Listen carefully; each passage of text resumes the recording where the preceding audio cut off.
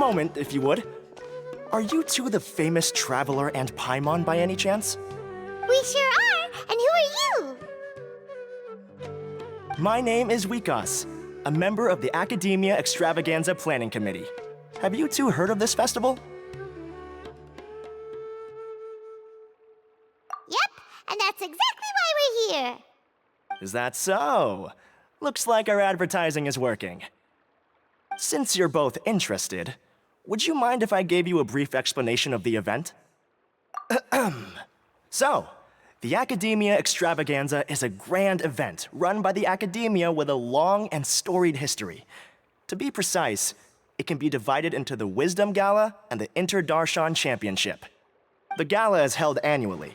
During this time, all 6 Darshans will set up booths throughout the city and host guests to showcase the most fascinating aspects of their school, and thus increase their influence.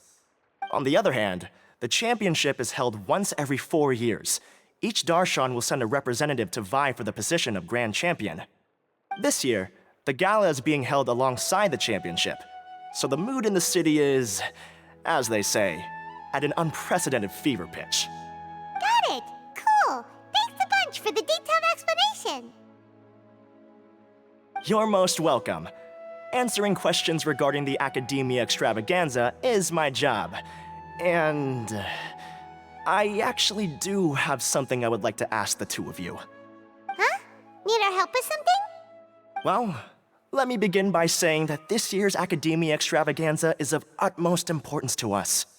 Lesser Lord Kusanali and the sages came up with a plan for the Academia to recruit talented people from the desert starting next year.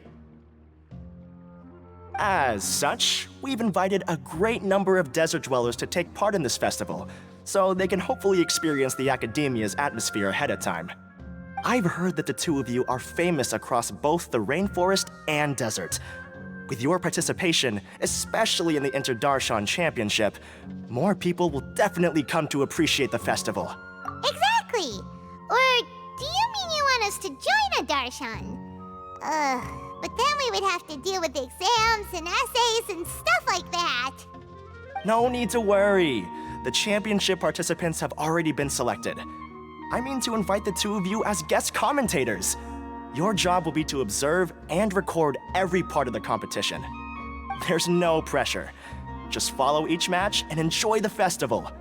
Aside from that, we'll also prepare some compensation for your efforts. We won't have you working for free. That kinda sounds like a sweet deal. What do you think? You can head over to the festival venue later. An organizer there will introduce each participant. Some of them even might be people you recognize. I'll leave it at that for now. So, how about it? Would you like to take this commission? Wow! Having fun while getting paid? This sounds awesome!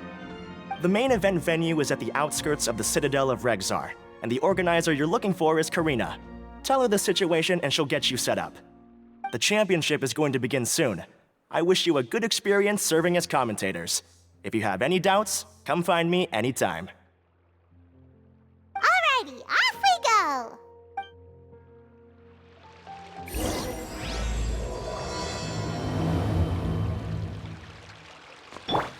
Hey!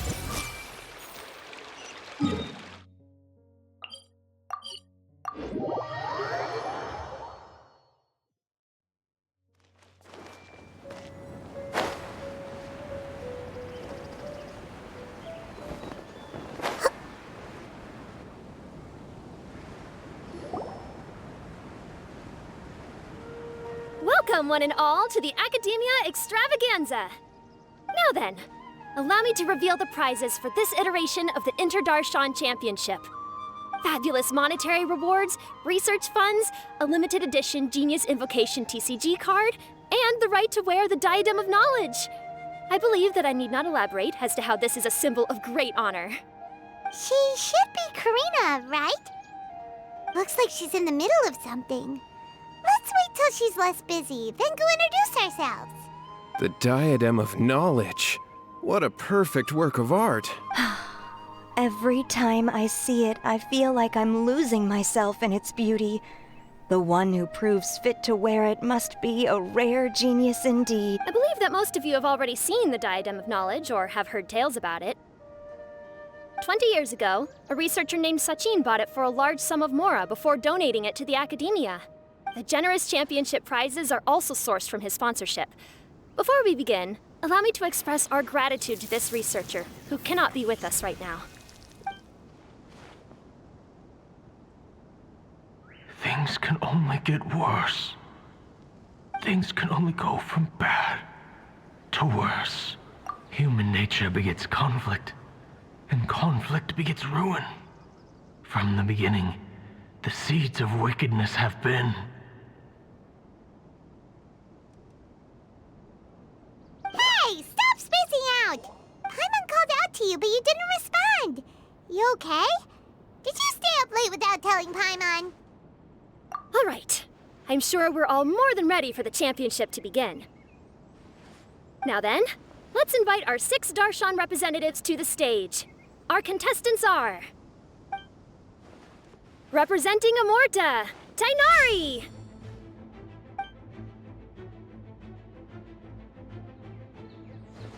Representing Spontamod, Sino!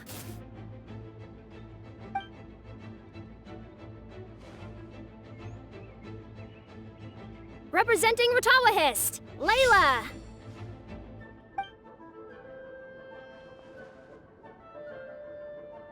Representing Haravatat, Farazan!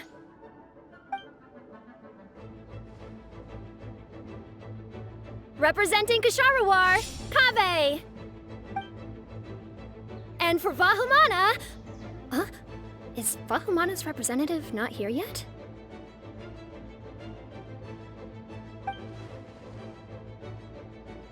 These introductions are pointless. Let's just get this over with. Wait a sec. Why is he Vahumana's representative? Finally, our final contestant is Vahumana's representative, Hat Guy! Oh, so that's Hat Guy. I think I've seen him before. You know who he is?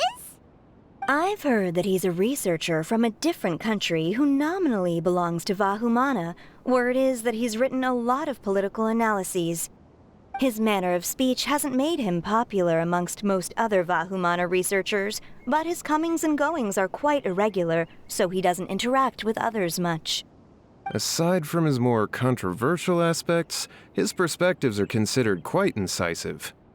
Vahumana has seen a dearth of new talent lately, and some of its existing ones are not currently at the academia, so I suspect he might have been their only option. It's just kinda weird. He doesn't seem like the kind of guy who'd participate in competitions like this one. Now that we have our 6 contestants, the championship will soon begin. Who will triumph this time around? Hold on to your hats, because we're all on this ride together.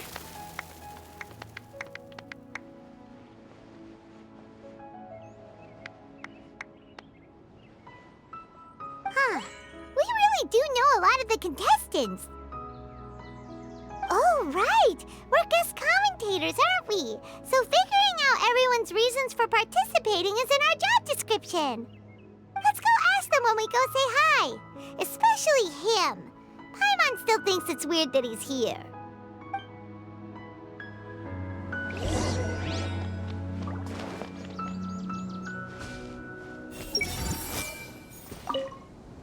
They say that Sachin was a Vahumana researcher and that he was a pretty famous genius. I guess geniuses always appreciate the knowledge of other geniuses.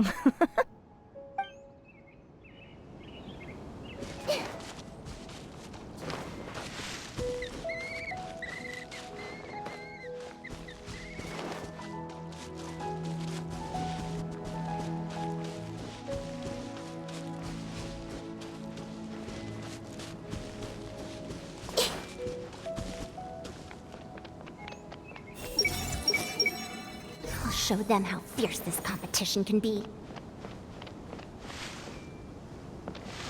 Everyone hold your... With that prize money, I'll be able to move out of Alhatham's place.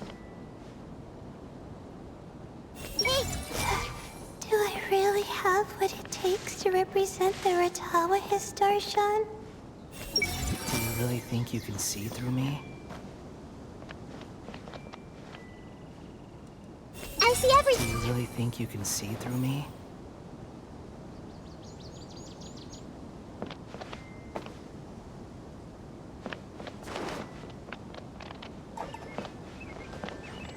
Hey, It doesn't seem that Sumeru City has changed too much. I must get that limited edition card.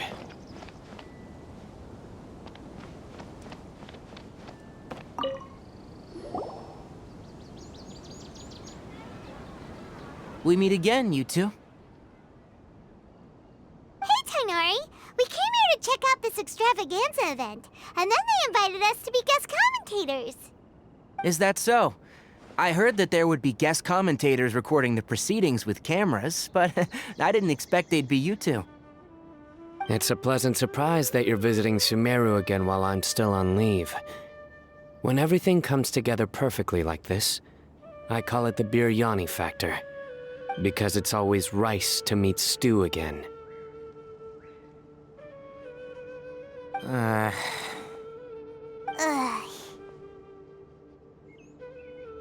So, Tainari, you're representing Amurta, and Sino is representing Spantamad. But haven't you both already graduated?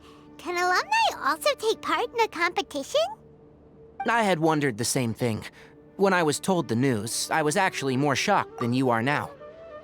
I later found out that anyone who has been a part of a particular darshan has the right to participate. Graduation status has no effect. So that's a rule, huh? There are some restrictions, though. For example, sages cannot participate. Any given person can only participate in one instance of the championship, and so on. That's right. Also, there are two methods by which the darshan representatives are chosen. One is self-nomination, and the other is to be recommended by over half of one's darshan. You must have been a case of the latter, Tainari.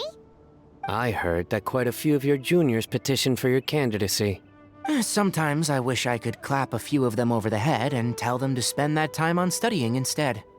Well, you can, but after some consideration, I realize this could be a good opportunity for me. Next month, we're having a public lecture on ecology at Gandharvaville. If I participate in this event, I might be able to utilize its popularity to promote the lecture. I'm not that concerned about becoming the champion, unlike someone here. Yes, I'm using the last of my leave for this. When I heard that a limited edition Genius Invocation TCG card was one of the prizes, I signed myself up. This year's card is a rare one indeed. It would be a shame if I missed out on it. Wait, is it some kind of super powerful card? No, it's a very common one. But it has a holographic layer. So what's the point? It's very cool. Paimon meant apart from being very cool. That is reason enough. I shall do my all to emerge victorious and add it to my deck. As someone who doesn't play cards much, I can't quite relate. But it isn't surprising that everyone has their own reasons for taking part in the tournament. Fair enough. All right, let's go find someone else to question.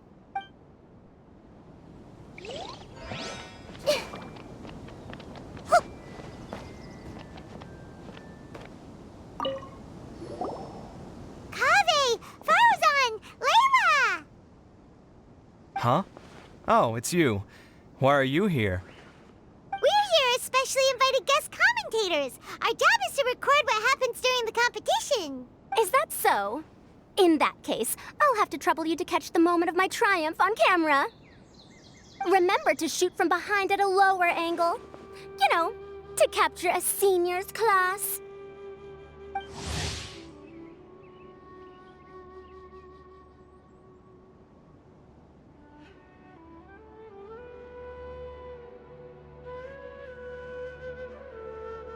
Don't get ahead of yourself now. Victory will obviously be mine. You're far too young to even consider challenging me. Kasharawar or Ratawahist, You're all children as far as I'm concerned. Actually, I was going to ask, how do you know me, Madame Faruzan? Huh? You don't remember? I sometimes see you in the library at night. You even waved at me. What? I don't remember doing that at all. Huh. How strange. However, this is not the time for curiosity. I am Faruzan, a household name in Haravatat. You are Layla from Murtawahist, I presume? Yes. Good. Then we are officially introduced. See? Simple as that. I like respectful ones, by the way. Would you like to join my research group? Madame Faruzan, I'm quite sure this counts as poaching. Let's dial things down. I know, but it's been tough getting people these days, and research funding has been hard to secure. But once I win this tournament, it'll be a different story. So you're just here to increase the amount of funding you're getting? Well, not just that. What, are you curious about my reasons for participating in this event? Well, I suppose that's to be expected. You are our guest commentators after all. There's been an influx of newly enrolled students, and they'll be paying close attention to this competition. If I do win, I'm certain that there will be no lack of students knocking upon my door. Moreover, research resources will be made available to the victor, so that will nix my funding issues. Therefore, my two juniors, I do apologize, but I fully intend to emerge triumphant. I'll do my best as well. At least I don't plan to lose too badly. So, why are you here, Layla? I don't know why, but a lot of people recommended me. I didn't sign up myself. I just woke up to find my name on the announcement board. That sounds like what happened to Tainari. Him too? Oh, I'm really nervous. I've been so worried about disappointing everyone that I've been losing sleep. Stress not, young one. We must all experience failure to grow and mature. But Madame Faruzan, I don't want to fail. Seriously? Everyone has such nice reasons for joining. Must I say? Yes, you do! We gotta record it! Well, you know, right?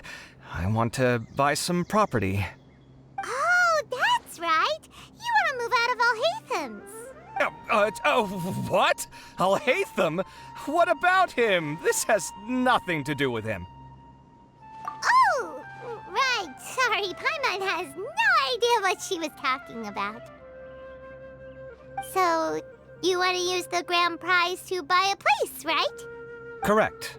Also, my father took part in the Inter-Darshan Championship when I was young, but he didn't win. Once I do, the right to wear that diadem will be mine. In a way, I'll be helping my father fulfill a dream of his. That's not a bad reason at all. You have ambition, youngster.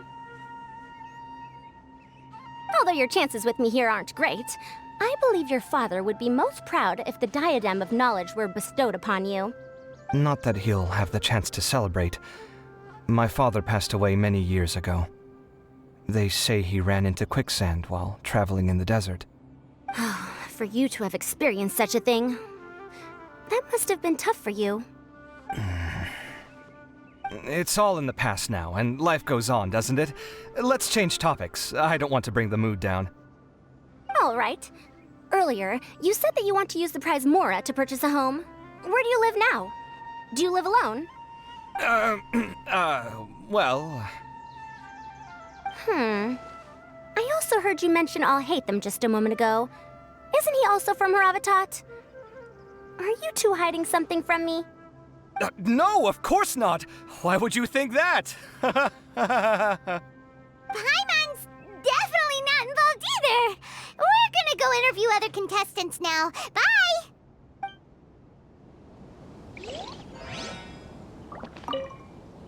You know, I was just thinking, how did the two of you meet? I was wrestling with a particularly tricky problem, and she happened to pass by while I was puzzling over it at the House of Dana. She then proceeded to provide some comments. Provide some comments? I was bestowing instruction. In truth, I have no intention of solving Ksharowar's problems for them. But I decided that this youngster seemed to have a decent attitude, and so we had a good chat. But ultimately, I am a Haravatat scholar, so please come to me with questions about linguistics next time.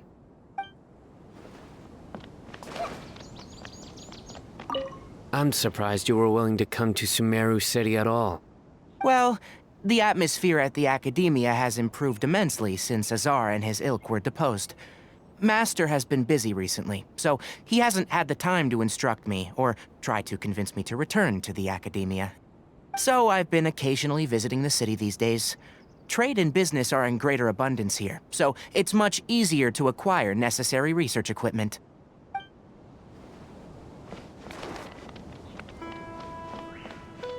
Do you really think you can see through me? So, what are you... Just call me Hat Guy. That's the name I use in Vahumana. That sounds like a nickname, not a real name. So I can't go by a simple, ordinary name? Fine, suit yourself. All right then, Hat Guy. Why are you taking part in the Interdarshan Championship? We're specially invited guest commentators, so play nice and answer our questions. You could be Matra for all I care. So what if I don't answer you? What then? You... I'll tell you this much. I have an agreement with someone not to reveal my motives. You're not plotting something in secret, are you? Well, it's hard to say. Why don't you take a guess? Ugh, Paimon's had it with you. Fine, be that way. Then we won't ask you why you're participating. Instead, why did you join Vahumana? You two sure like to poke your noses where they don't belong. If I don't say anything, are you going to annoy me to death? I heard that the Vahumana researcher named Akaba was researching the Tatarasuna incident, so I wrote a few essays to refute his points. Later, when I was bored, I wrote some commentary on societal issues in Inazuma. I didn't expect Vahumana to consider me as one of them. Someone even invited me to a lecture or whatever. From start to finish, it was just the wishful thinking of idiots. A misunderstanding. There's your answer. Simple. But when Lesser Lord Kusanali heard about this, she went out of her way to get me registered in Vahumana. She used the name Hat Guy. Enough chit-chat. You're better off wasting your time with the other contestants. Someone's about to get very unlucky. Wanna guess who? How is anyone supposed to relax with you around? We've got to stay alert and keep a close eye on him. Looks like Karina's got a moment now. Let's go chat with her. Enjoy the Interdarshan Championship. This will be one to remember, I'm sure. Do you really think you can see through me?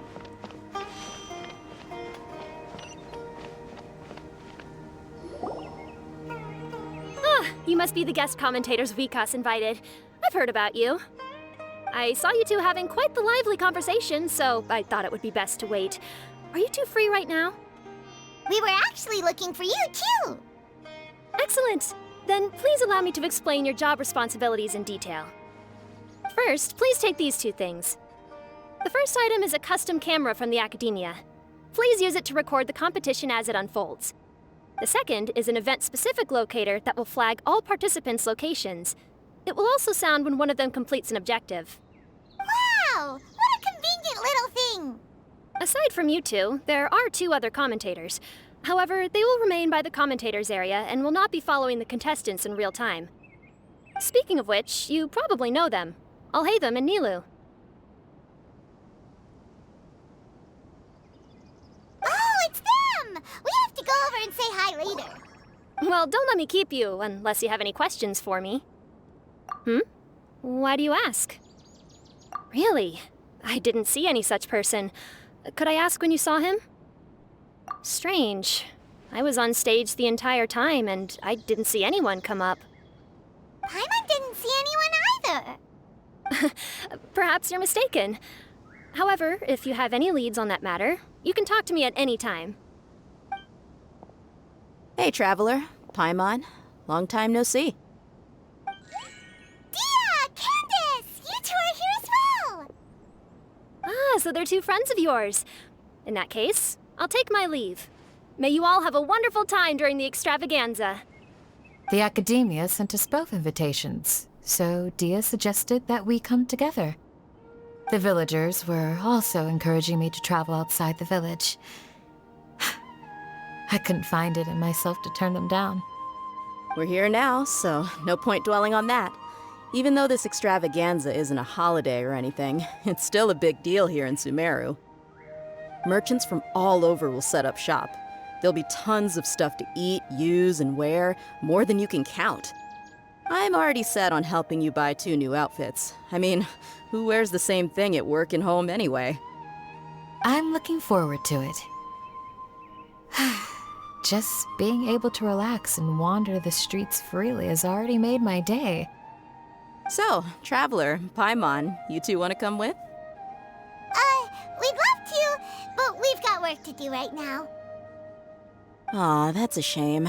Let's hang out together when you're free then. Sure! In that case, Candace and I'll head out first. Good clothing and fabrics are very much in demand. If you snooze, you lose. Oh, right. We should also get some accessories. No need to rush. I think we'll have a better time if we take things slow. See you two later. Feel free to come find us whenever you have the time. Paimon didn't think that Candace and Dia would come. Hanging out with them sounds like a great time. Still, looks like the competition's starting soon. Let's go over to where Alhaitham is and see what's going on.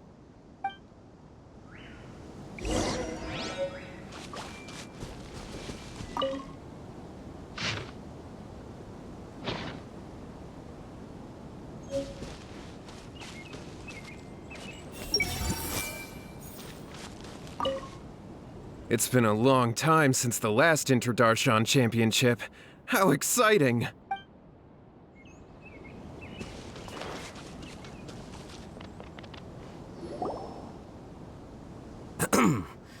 I will now announce the rules for the first round of the competition.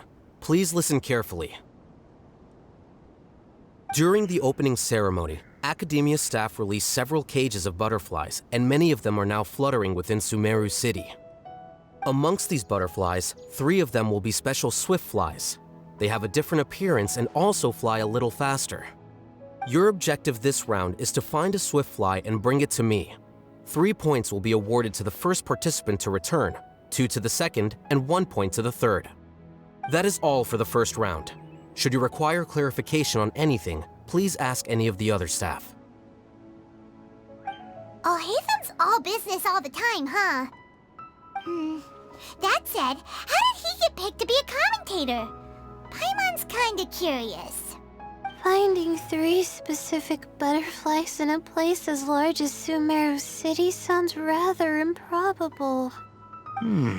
If these swift flies behave anything like regular butterflies... I'm off. It will take some time to search every corner of Sumeru City. Huh?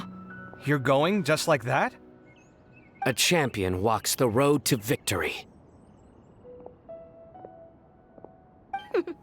My dear Kasharawar Jr., I have a plan.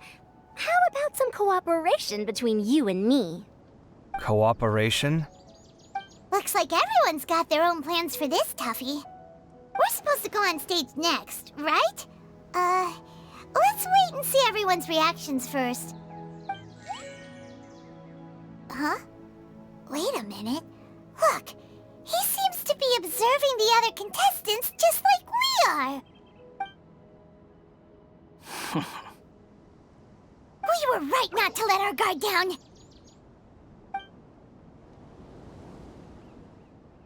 Do you remember those things we made previously. Huh?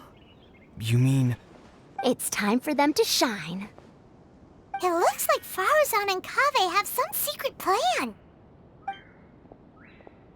Oh, hello there. Madame Faruzan and I are discussing how... Shh! Hush now! The walls have ears around here. We should keep it a secret for now, but you'll find out what we have in store soon enough. Come now, let's go. Before the others act. All right, there's no time to lose. We're off to make our preparations. See you later.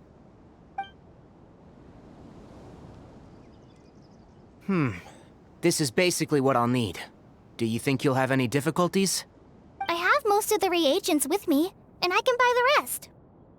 Kale, you're here too! Kainari, you have a master plan ready? My hypothesis is that the Swiftfly's morphological variations won't significantly affect their fundamental nature. So I'm planning on using this to lure them out. Of course, I could be wrong. Every mutation opens the door to new possibilities, especially when they are artificially introduced. Details will have to wait until after the post-experimental analysis. For now, Kale and I are going to buy some reagents for our experiment. All right, well, see you later. Okay, see ya!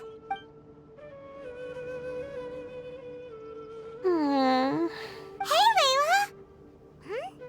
You look a little worried. Yeah, I have no idea what I should do. What color are these swift flies? Do they have special markings? How do they differ from ordinary butterflies? I can't even figure out these basic questions, and most of what I've learned in the past is completely useless here. Aren't people who research the stars supposed to have some extraordinary abilities? Why not use astrology to solve it? Oh, you're another contestant. Hat guy, was it? Is it that you can't use astrology during the day? Guess that skill's less useful than I thought. No, it's not like that. If it's daytime, all I need is an astrolabe. So, why don't you do that then? Mona Magistus, the astrologist, said that those who constantly use astrology to obtain things that shouldn't be theirs will eventually lose the blessing from the stars. It's just something I read in an academic publication. I really love to read Mona's essays. You're overthinking it. Power is just a tool. It just seems to me that you don't have the resolve to win this. Well, suit yourself. Wallow in your immature ideals if you like. Hey! Seriously? Just walking off after saying a bunch of mean stuff like... Did I say something wrong just now? Thank you so much. I've made up my mind not to use astrology for this. I think I'll just try my luck in the city. To be honest, I've always been pretty good at observation, and if I'm fortunate, I might be able to find that special butterfly species. Lord Cyno seems to have found a swiftfly. Come on, let's go check it out. Really? Where? The butterfly flew up high, and he's chasing it now. Oh, no time to lose. Let's go. As expected of Cyno. Actually, shouldn't you two go have a look as well? The moment when he catches the butterfly will likely be one worth recording after all. I'll head into the city shortly to start my own search. I'll see you later.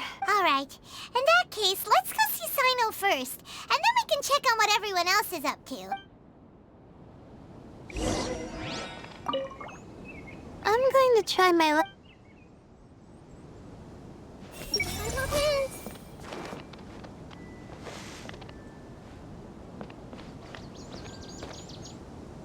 Hey! Face the camera.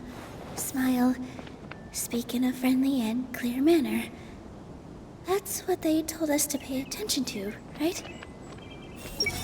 I wonder who will emerge as the champion this time.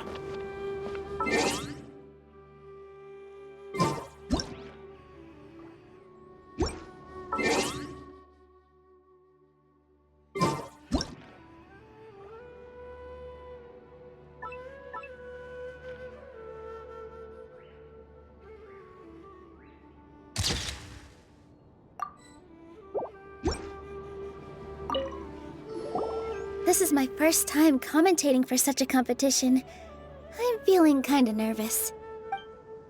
Nilu, how did you get picked to be a guest commentator? The staff said that spectators would be less inclined to come if the contestants and commentators were all from the academia.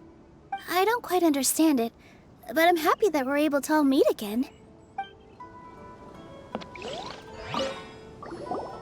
I didn't expect that you would be invited as well. Neither did we. By the way, how did you get picked, Alhaitham? There were several factors, but primarily the recommendation of the sages. I suppose they assumed that I'd have the free time for this job after resigning as acting Grand Sage.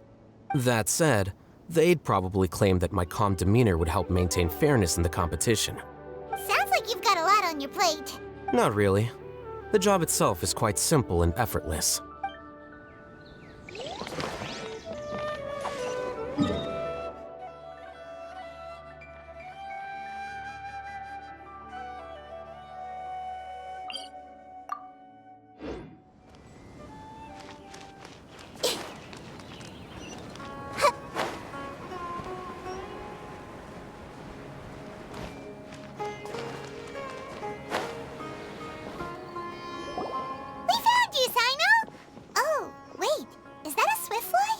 Stay put. Don't move. He caught it! Huh? Sino, what's wrong? This isn't what I'm looking for. It's a... Finally, I made it. I heard that you caught a swiftfly, Sino. Mind letting me see what it looks like?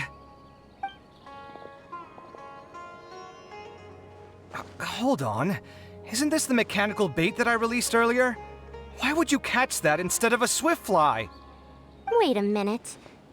If we consider this from a different angle, isn't it a good thing that the bait you made was convincing enough to fool even Sino? That's right. During a previous interior design project, I felt that the artificial flowers on a wall were a little bland, so I decided on placing a few moving mechanical butterflies to add some pizzazz. In order to make them both small and nimble, I consulted with Madame Faruzan. Not long ago, the two of us took all those mechanical butterflies and released them into the city. Why would you do that? Need you even ask? Young people these days really do need to get out more. Have you never played that game where you place strips of paper on a bamboo pole and wave it across a field of flowers to attract a whole kaleidoscope of butterflies? No, I haven't. Wait, so you're trying to... That's right. The butterflies within the city will mistake our mechanical bait for one of their own and follow them around. As long as we keep releasing and retrieving our bait, we can capture all the butterflies within the city. What comes afterward is just a matter of separating the swiftflies from the others. Huh. Guess that's one way to do it. Do not underestimate the wisdom of your elders. I had already thought of this method the moment the round's rules were announced. Of course, we also owe much to this fine junior of mine here for making such lifelike butterflies. It seems that Kasharawar has not quite declined as far as I had thought in recent years. Their teaching skills at least seem to be intact. Well, I just stuck to what I do best. The idea was yours. No need to be so polite. Once we capture all these butterflies, we shall split the points for this round. Look, one of them is returning now. Huh? Wait a moment. Are my eyes deceiving me? Why don't I see any butterflies behind it? That's because there are none. Seems like your plan has hit a snag. Looks like the match continues. I'll be looking elsewhere. Huh. Strange. Has something else diverted their attention? Come, let's search in the direction the bait returned from. We'll go have a look too.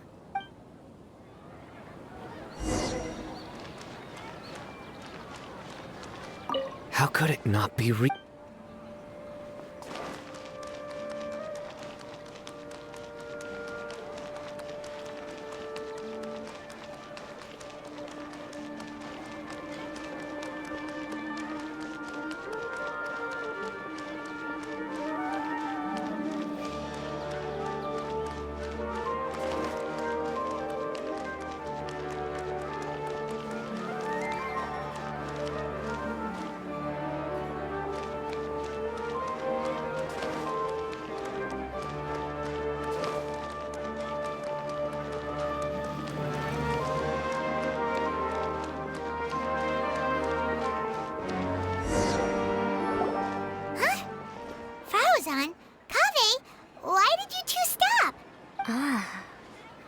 So it was the Morta boy. Tainari! Fascinating, isn't it? The butterflies have all congregated here due to a special incense that I used. I infused it with 3 different types of honey, and the butterflies, following the fragrance, have gathered around me. Butterflies must have really sharp noses then. Wait, do they even have noses? I've never seen one. They do not, in fact, and their vision isn't stellar either. However, they can use their antennae to distinguish between scents, and their olfactory senses are generally quite advanced, allowing them to detect floral fragrances from great distances. Oh, so that's how it is. I had a pet butterfly once. I picked wildflowers and placed them in its box, but it wouldn't eat any. That's normal. Raising butterflies isn't difficult, but there are many things you should take note of. Appropriate temperature, sufficient air, and a spacious environment are examples of such considerations. You must also ensure that the food you've chosen suits their palate. Most importantly, you must curb your curiosity and avoid disturbing them while they rest. Otherwise, they may become stressed. Sorry. I liked to poke at its wings at the time. Humans tend to rear many creatures due to their aesthetic value, but not all are suited to such a process. Caring for living beings is hard work. Impulse alone is insufficient. Some prerequisite knowledge is always required. You sure do know a lot. I have a question too. I bought a scarab not long ago and it hasn't seemed very active. Can you help me figure out why? I'd like to keep a dustbird as a pet. What are some key points I should consider? Is it possible to keep a Rishbalin tiger as a pet? All right, it seems like you all have a great deal of questions. But I am in the middle of the Inter-Darshan Championship at the moment, so I'm afraid I can't answer them all now. Let me propose an alternative. Next month, there will be a biology lecture at Gandharvaville, and I will be sharing some interesting insights on living organisms there. If you're interested, you can attend that lecture, and if you should have any questions, just prepare them ahead of time. I'll answer questions after I've finished speaking. All right, I'll be there. Of course, please try to ask more rational questions. For example, whether you can raise a Rishbalin tiger as a pet or not is mainly dependent on whether you can overcome one in a fight. Looks like Tainari's science lecture will draw quite a crowd. Huh? Oh. Was I listening in for that long? Seems Kale's master does live up to his title as a teacher. Madame Faruzan, I've had a look around. Nearly all the butterflies in this area have been attracted by the incense. However, we can cast our bait further away to avoid this area. All right, then let's get moving. We shan't let all the butterflies get away from us if we can help it. Seems like the competition's really heating up. Let's go see how the other contestants are doing.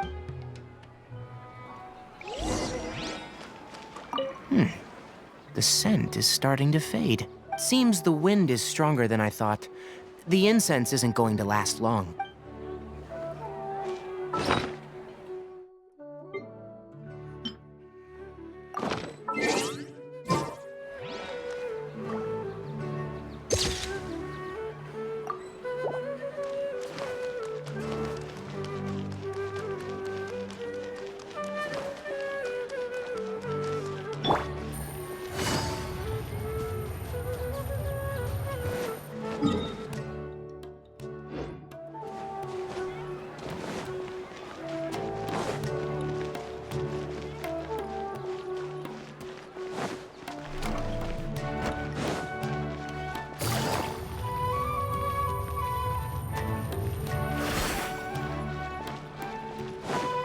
Take it easy.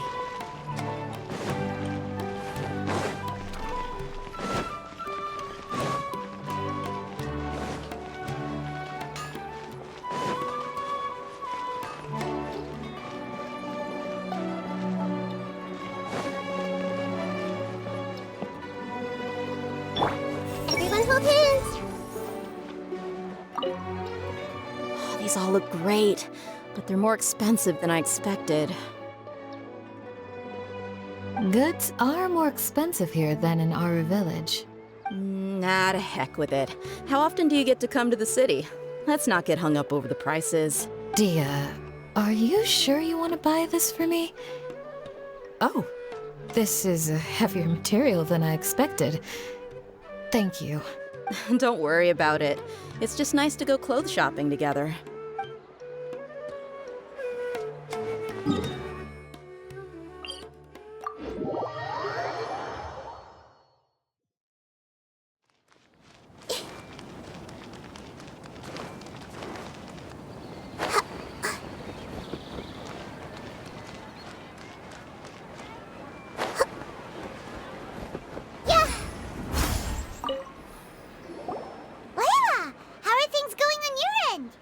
I've been searching for quite a while now, but I haven't seen any sign of the swiftflies yet. Instead, I ended up catching a few mechanical devices that looked very similar to butterflies. I wonder where they came from. Looks like Baruzan and Kave's devices are everywhere now. I'll keep up the search. That said, I've noticed that a number of butterflies in the city has already decreased a lot compared to when the event started. Probably because the other contestants are coming up with their own ways to catch butterflies. Alright, I'll do my best too. What's this? Oh, what a coincidence. I guess I just need to catch it now, right? Oh, please wait. Aw, there it goes. It's so fast! Paimon thought all Hatham said they were only a little faster. No, come back. Come on, Traveler, let's go too. The locator's going off. Looks like someone's already caught themselves a swiftfly.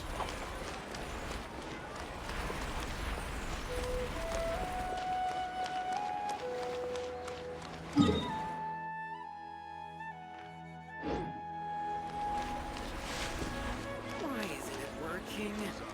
The locator's going off again! So, someone else finished too? That would mean that the one Layla's chasing is the last swiftfly.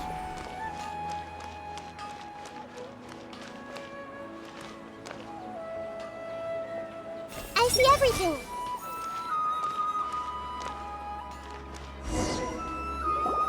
Oh, it just occurred to me that we should also get you a makeup box. No, it's fine.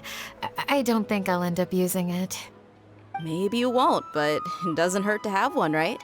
Come on, just trust me on this one. Huh? Who are you, and what do you want?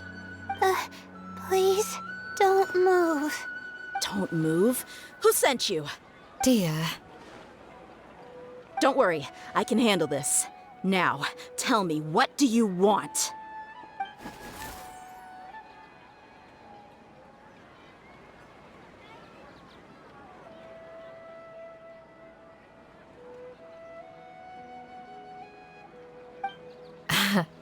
I believe she's looking for this.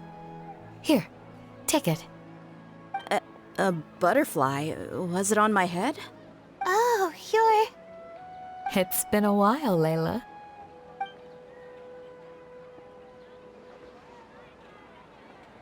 A friend of yours? Oh, so she must be the one you were telling me about. Huh? You two know each other? Oh yeah, it has been some time.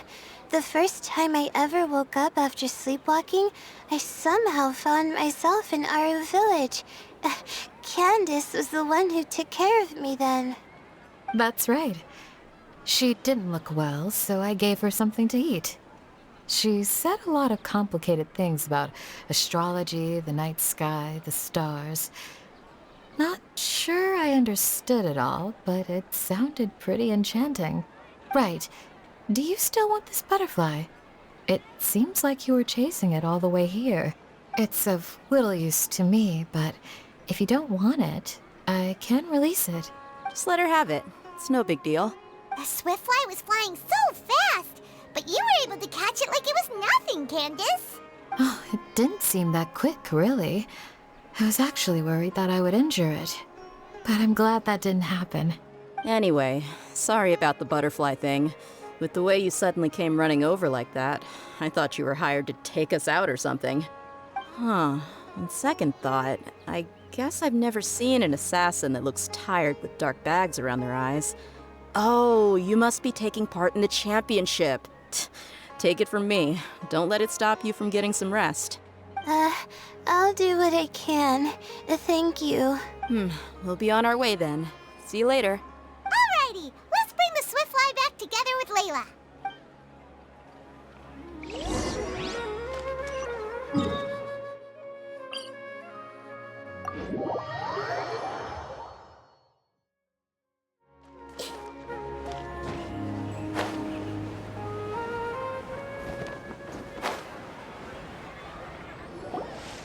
It seems we have a third contestant who has returned with a Swiftfly. With that, the first round has come to an end. I anticipate that all of you will keep up the effort for the second round. Dismissed. Your closing statement sounded so... how do I put it? Decisive? Well, you could certainly stand to try being more decisive, Nilu. It would help you live more freely. Hang on a second. Who were the first two contestants with Swiftflies? Tighnari was first, and as for the second, it's being discussed right now. Hey, Alhaitham, I think I've come up with a good idea. Second place gets 2 points, right? Can't Madame Faruzan and I split the points between us? Quite the imagination you have there.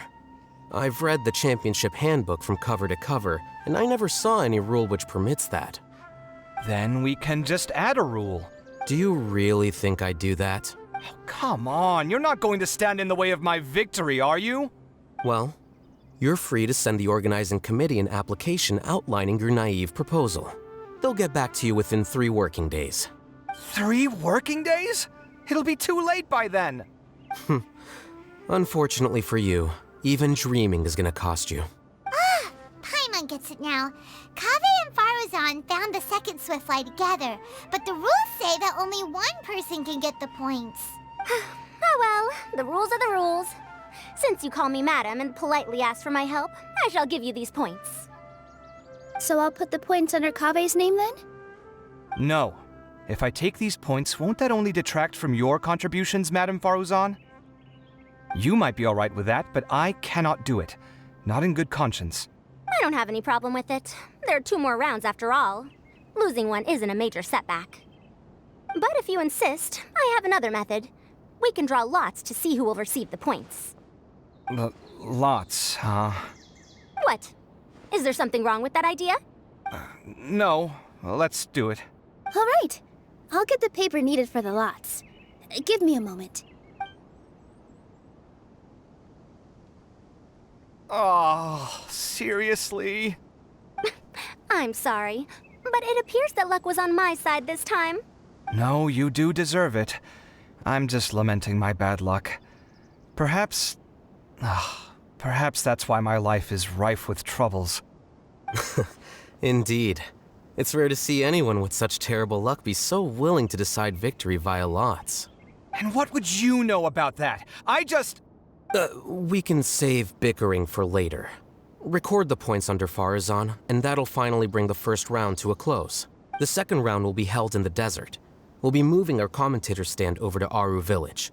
Let's meet up in Aru Village once everything is ready. I'll announce the details of the second round then. Till then, you have some free time. I'm off the clock at this point, so it's farewell for now. Wait, Alhaitham! You... Don't be upset, Kaveh. Sighing can carry away your good luck, you know. Oh, so that's how it works. In that case, I'll take in some deep breaths. Maybe that'll help me make up for all the luck I've lost. It's really no big deal. 2 points aren't enough to decide victory or defeat just yet.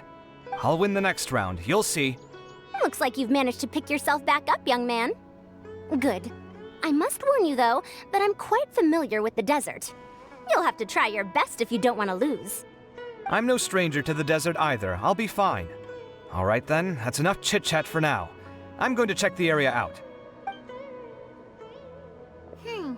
So the current standings are Tighnari in first place, Faruzan in second, and Layla in third. Ugh. Guess we should also take a nice break before the next round starts. But where should we go first? Why, you two look a little lost. If you're not sure where to start enjoying the Academia extravaganza, then may I suggest that you have a chat with our boss? Your boss? Who's that? Do we know them?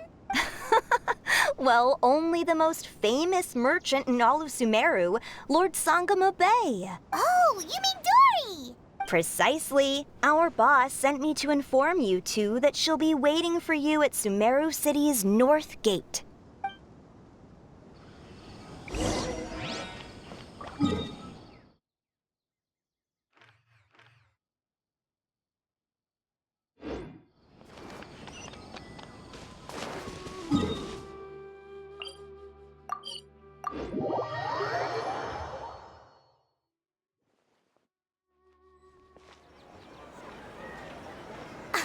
Oh, well, if it isn't the Traveler in Paimon.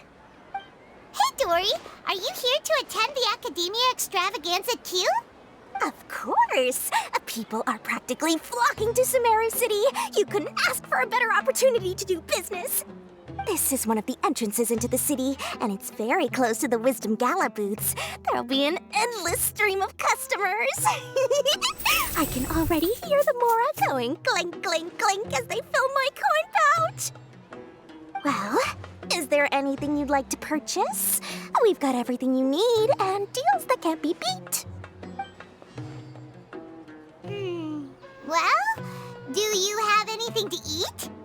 Wait, we're celebrating the extravaganza and you're only thinking of eating... I mean, of course, we've got lots of things to eat. That said, I recommend that you also consider some of the great bargains we have going on. The Wisdom Gala is about to begin, and once it starts, each of the Darshans will prepare a small challenge for everyone. And just between us, I have some super booster supplements for sale.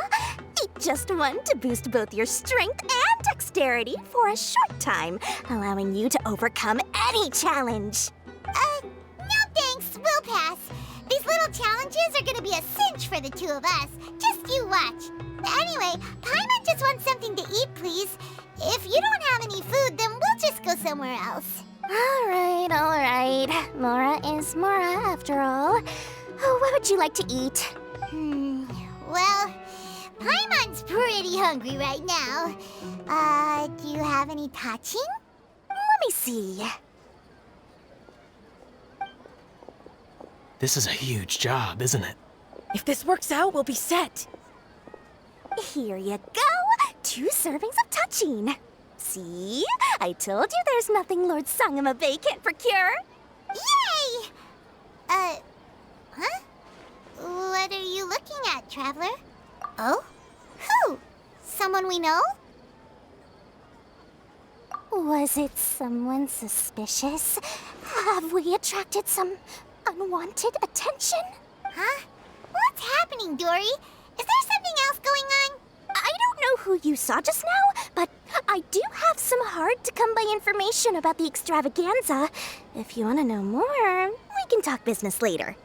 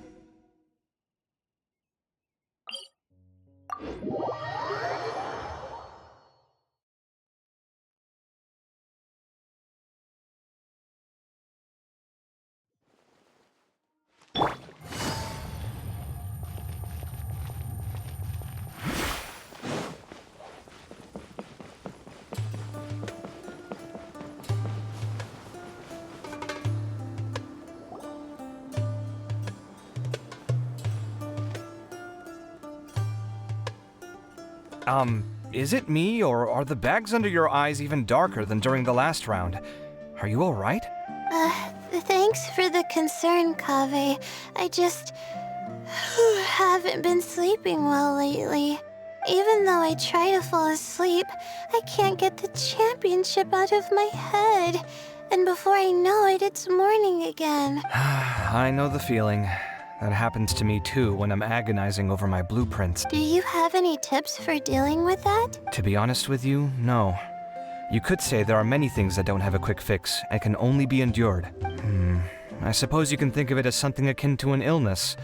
Sometimes there's no effective cure, so you just have to let things run their course. I don't know what's stressing you out, but I can feel all the anxiety and pressure coming from you. The next round's about to start, so chin up and do your best. Oh, okay. You do your best too. Looks like everyone's here. I will now explain the second round to you all.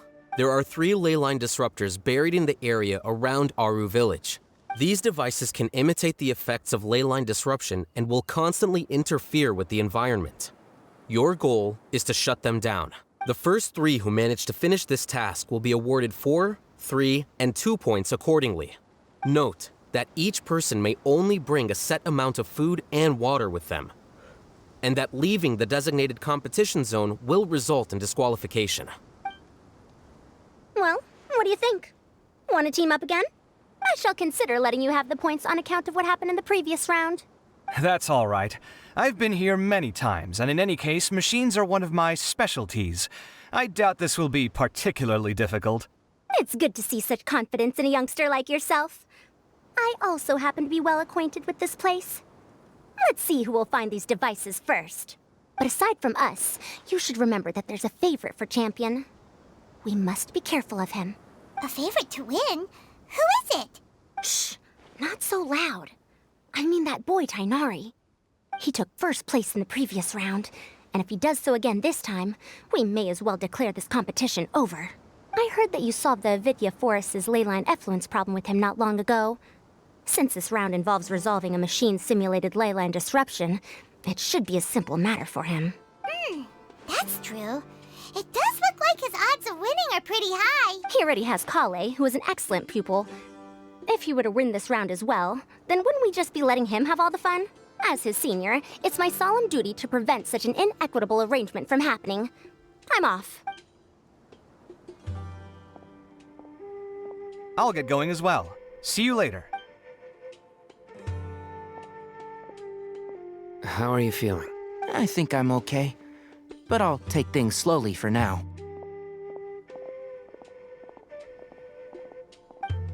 Is this all the water we're getting? Sorry. That's what the rules say. While this round seems to be about how quickly you can shut down the devices, it's also testing your ability to survive in tough conditions. I knew it'd be harder than I had expected. So we'll either need to find the devices as quickly as possible, or we'll have to save our energy and wait for an opportunity. Okay, I'll head out shortly. Thanks a lot, Nilu. You're welcome. Please take care of yourself. Well, there goes everybody. So, who should we visit this time? Let Paimon think. Oh, right! Didn't Faruzan say that Tainari's the favorite to win? Let's go look for him first.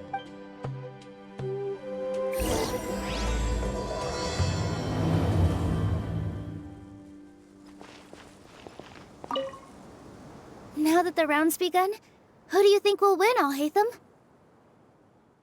The ones who find the disruptors will win. Well, yes. But aren't you just repeating the rules?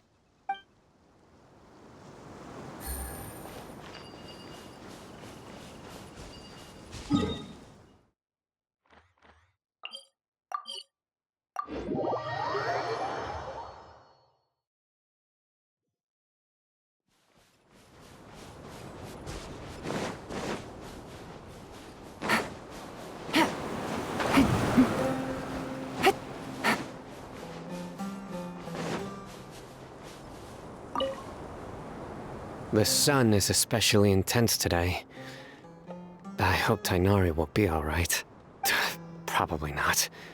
I should go check on him. Take it easy.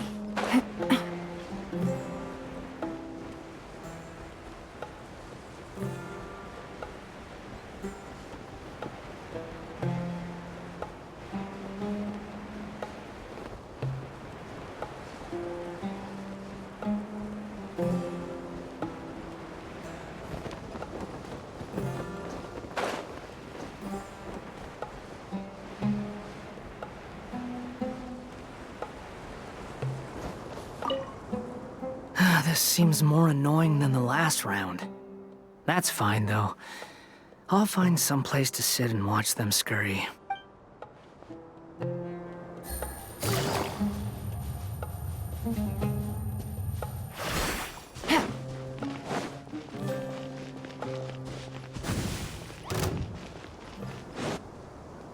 Hey, Tainari?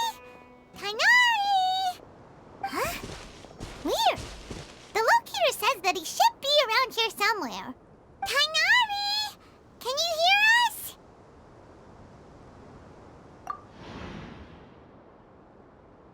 You're right! Huh? Oh no, it looks like he's fainted! We have to help him! Tainari, are you okay? It's so hot. Oh, so you passed out because of the heat? Are you not used to getting around in the desert? That's right. I usually bring lots of water when I go to the desert, precisely to avoid this situation. I went through all my water very quickly, and with the effects of the disturbed ley lines, I started feeling dizzy. My ancestors, the Voluka Shuna, were originally from the desert. But I guess this is what happens when a species migrates. They become intolerant of their original environment. This isn't the time for a history lesson. Let's get you some water. Humans. Such fragile beings. Your bodies can't even survive extreme changes in the environment. Here, take this. Let him drink it.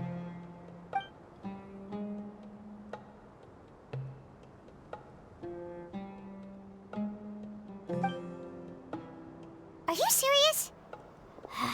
This had better be just normal water. Hey! You're leaving already? Paimon really doesn't get that guy. What's he up to? Anyway, let's focus on helping Tainari drink some water first. I'm feeling a little better now.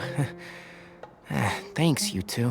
Oh, it wasn't just the two of us. Just now. Found you at last. Sino, you're here too. I was concerned, so I came back to check on you. Will you be able to go on? The fur on my tail is so dry, it's practically been singed right off. I don't see any purpose in pushing myself beyond what is reasonable. It appears I'm not suited to this particular round. I should probably just return to Aru Village and rest. Really? So you're backing out? Yes. I do have my results in the first round to serve as a buffer, so even if I forfeit this round, I still have a chance to turn things around later. Withdrawing now will allow me to conserve my energy. Continuing to push onward would be counterproductive. A wise decision. Let's get you back to Aru Village. It's fine. I can make it back on my own. Oh, stop trying to be so polite. Come on, we'll help you back to Aru Village.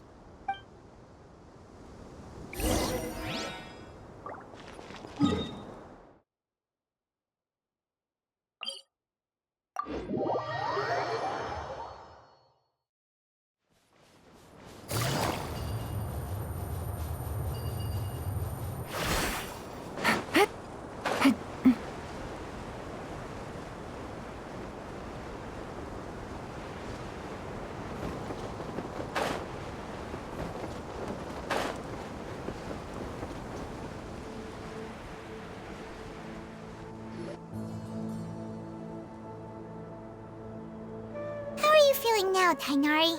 Do you want to rest some more? There's some shade here, so we can stop for a while. All right, let's do that.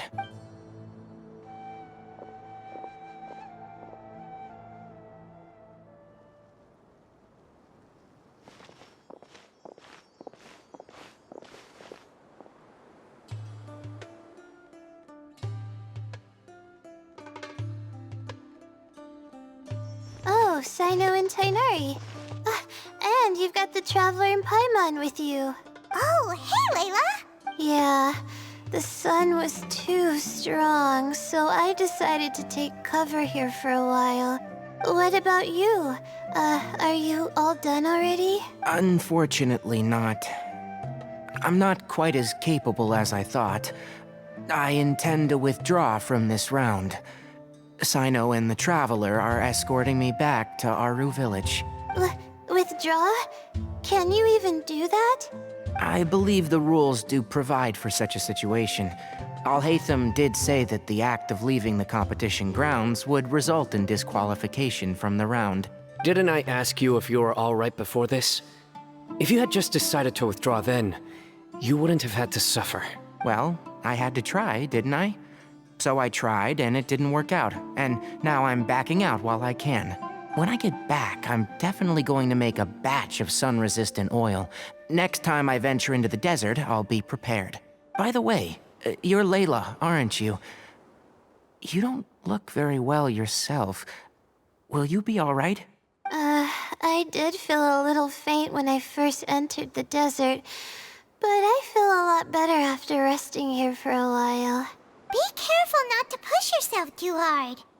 Don't worry. I'm just... Feeling the pressure? You can tell? Your expression is similar to the ones I see on criminals' faces when I interrogate them. To tell you the truth, I'm still not sure whether I have what it takes to represent the Ratawa Darshan in the championship. Most people voted for me because of all the rumors surrounding me, and to be honest, those rumors don't really mean anything. Now I don't know how to deal with all the expectations they've put on me. Even the people who usually criticize me voted for me this time. So I feel like I have to live up to their expectations somehow. So their expectations are putting pressure on you. Yes. Actually, I heard that you were voted in as well, Tainari. How do you deal with it? To be completely honest, I don't really feel any pressure. Firstly, those who expect things from you do not necessarily do so for benign reasons. On the other hand, those who do consider your feelings certainly wouldn't want you to push yourself. Next, we are researchers. Our primary duty is to interact with knowledge, not to meet others' expectations. As for me, I took part in this competition to advertise for an academic lecture at Gandharvaville next month. I'll obviously try my best during the competition, but I won't let any additional pressure get to me. I think you can also try to find a clearly defined goal. That may help you. I understand.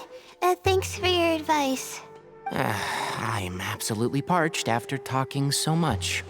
I've still got some water with me. No, I'll be all right. We aren't far from Aru Village, so I can go the rest of the way myself. You should get back to the competition. Don't you want to win that limited edition card? Yes. All right then. Your spirit will live on through me. Hey, don't talk like that. I'm not dead, Sino. Everyone, I'll be heading back now. See you after the round ends. I'll continue searching for the ley line disruptors. Are you feeling better now, Layla?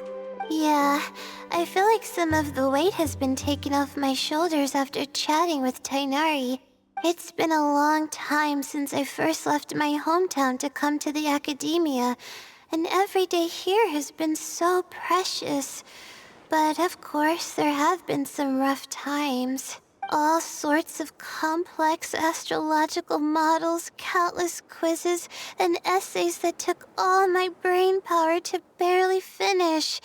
Each of those things are like huge boulders barreling at me, forcing me to continue running forward. When I was chosen as my Darshan's representative, it felt like another boulder was added to the ones already rolling behind me.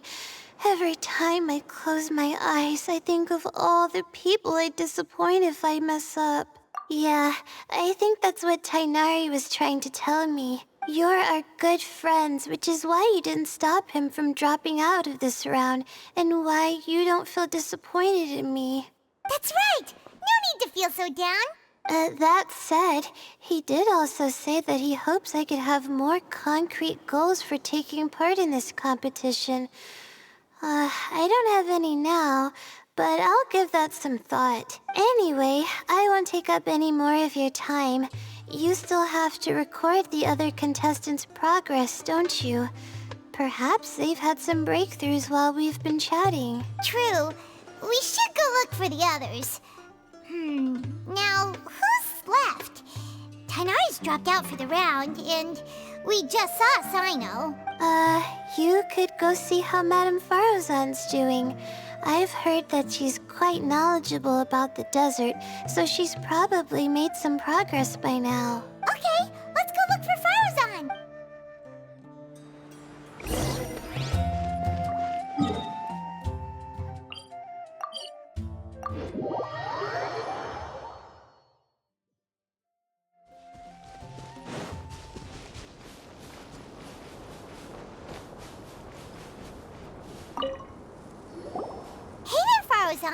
Have you made any progress? You're just in time. I'm about to start digging right here. Oh, you found the ley line disruptor already? Such a simple problem could never confound me. Not long after entering the desert, I discovered a primal construct that was acting abnormally, so I followed it all the way here. Once I got near here, it suddenly disappeared. Something unusual must be happening around this area. You're a true expert, Madame Farozan. You knew what to do right away!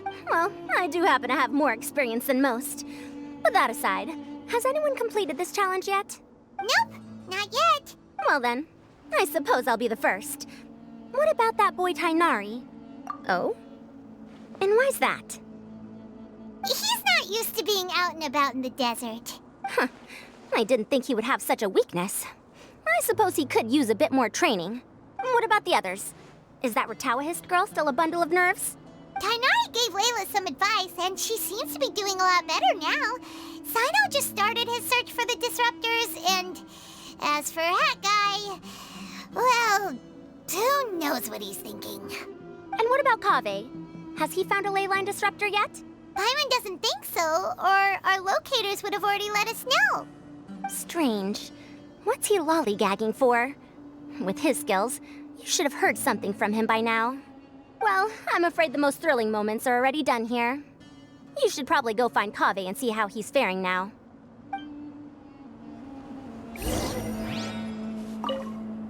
Here it comes. I think I'm about to strike gold. Wait!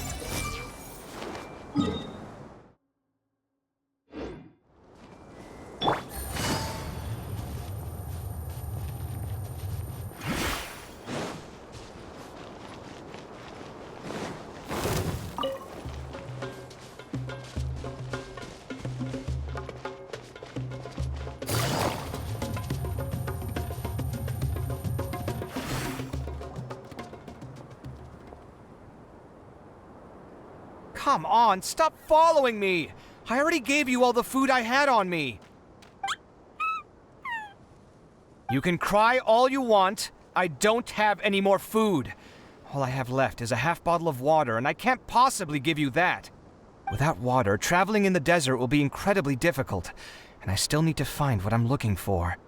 Mirak, can you help me out here? Keep them away. Kaveh,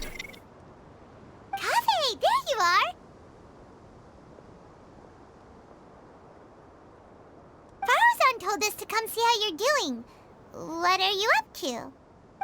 Just thinking about it makes me upset. Not long after I entered the desert, I was accosted by these fellows. I don't know why, but they didn't leave the competition grounds. And now the ley line disruptions have left them confused and circling around the area. The moment they saw me, they wouldn't leave me alone. They even cheated me out of my limited food supply.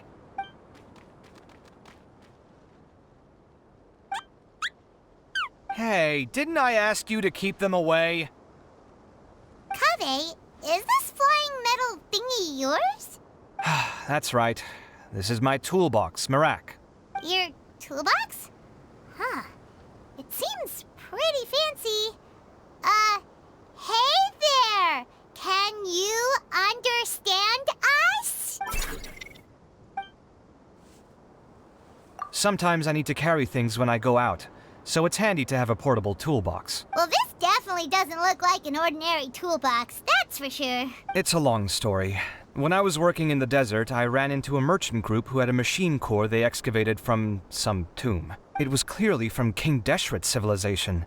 His technology still isn't fully understood, and Kasharawar has many different opinions on this topic. Our current theories cannot explain such mysteries. Upon seeing such a rare, complete specimen before me, I forked over all the mora on my person to purchase it. Some time back, I wanted to make an automated case that could store my offloaded items. With that core, I created Marak. It can't understand commands that are too complex, but it can serve as my assistant and help me with things like mapping and surveying. Most importantly, it can't talk, so it can't give me any attitude. Oh, yes. Thanks for helping hide the fact that I live at Alhatham's place earlier. Sorry. I hope this season of my life ends soon, so I can get things back on track. Things just started going downhill at some point. Maybe it all started when my mom remarried and left for Fontaine. Or maybe it all started when I spoke to Alhatham in the library. Or maybe it's because constructing the Palace of Alcazar's burned through my funds. I'm still paying off the debt from that one. Oh, when's this going to end?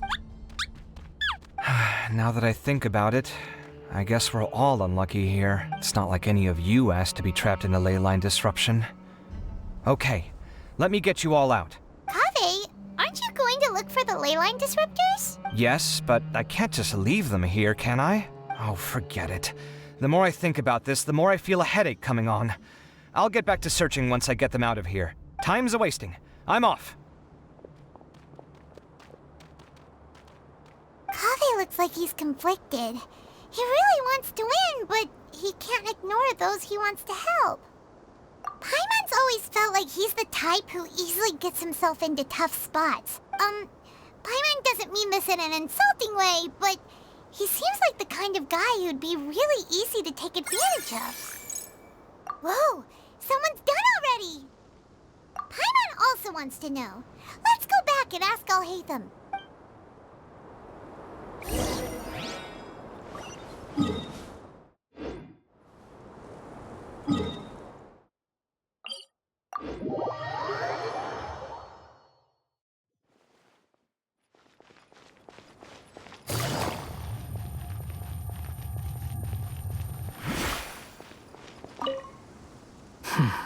I see.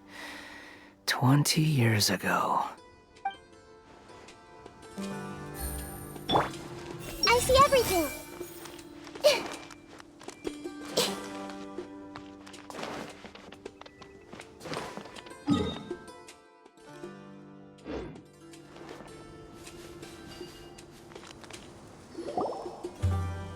Verification complete. Congratulations on being this round's first winner, Sino. Ooh, so Sino was the quickest.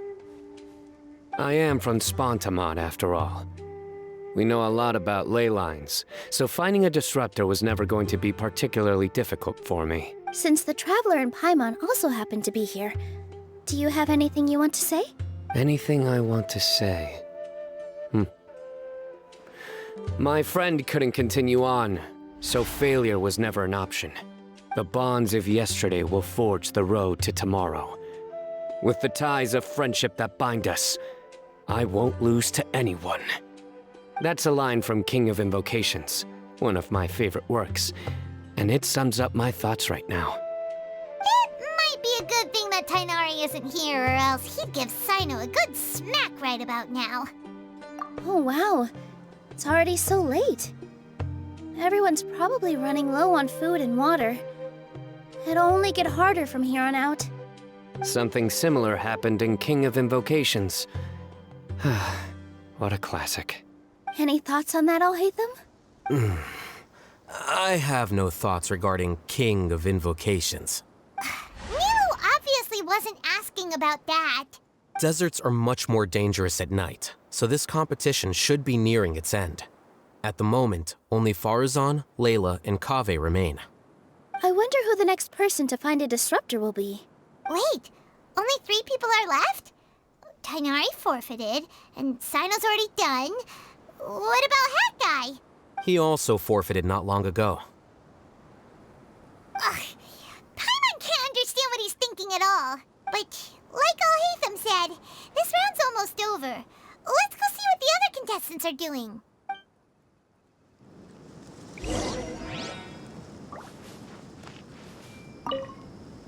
Things are really heating up now. You can feel the contestants' passion too, can't you, Alhaitham? Compared to the abstraction of human emotions, the desert heat is easier to intuit. Tighnari made the right decision to forfeit.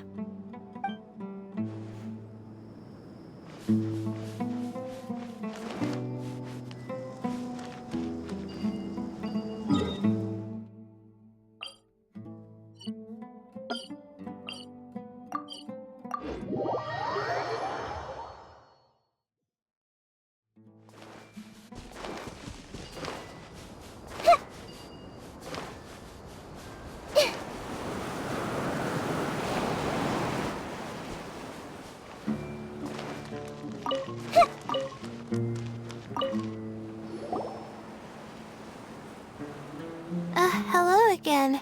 You know, it suddenly occurred to me that you guys have had to do a lot of running around this time. Don't you find it tiring? Well, in that case, let's take a short breather here. The desert's getting colder now that night's falling, and the wind can really sting your face because of all the sand in it. Has anyone finished this round yet? Sino's already shut one down. Have you made any progress yet? I circled the whole area, but I didn't find anything. But I did have the chance to think some more about that thing that was weighing on my mind, and I realized something. Well, my fellow Retawahist members must have all put my name forward for different reasons, and maybe a lot of them only picked me because they wanted to watch me make a fool of myself. But be that as it may, I believe that a lot of them genuinely do expect great things from me, and I want to live up to their expectations. I don't want them to regret putting my name down. Huh?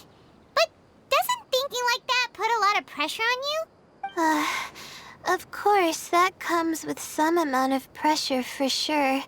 But now I've thought about it, I don't feel like this is something I have to do. Instead, it's something I want to do. That may not sound like a huge difference to you, but it's helped me relax a lot. So don't worry about me. Well, that's great! Also, now that I've relaxed, I'm suddenly really sleepy. I think I'll just take a quick nap. Just a quick one.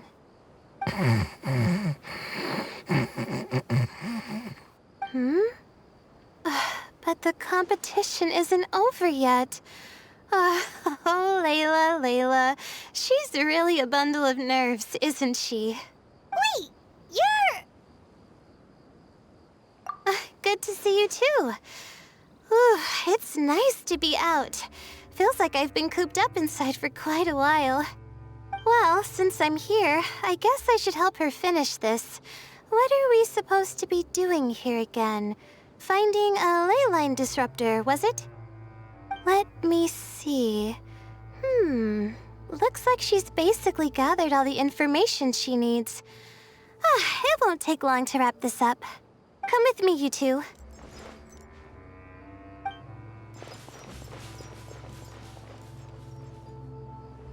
Do you ever get the feeling that the ley lines have a regular flow?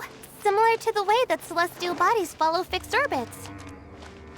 If we were looking down from on high, I wonder whether we'd find that the ley lines are just the reflections of the stars upon the Earth. Not all astrological phenomena can be directly observed.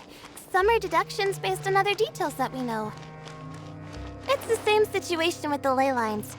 The parts of them that are hidden underground can be identified via elemental energy, sound, and other phenomena.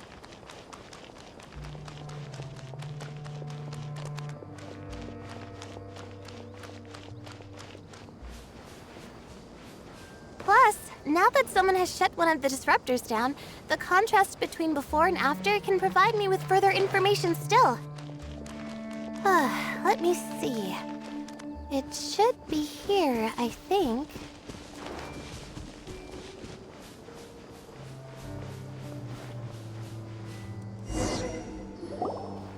This should be it, right?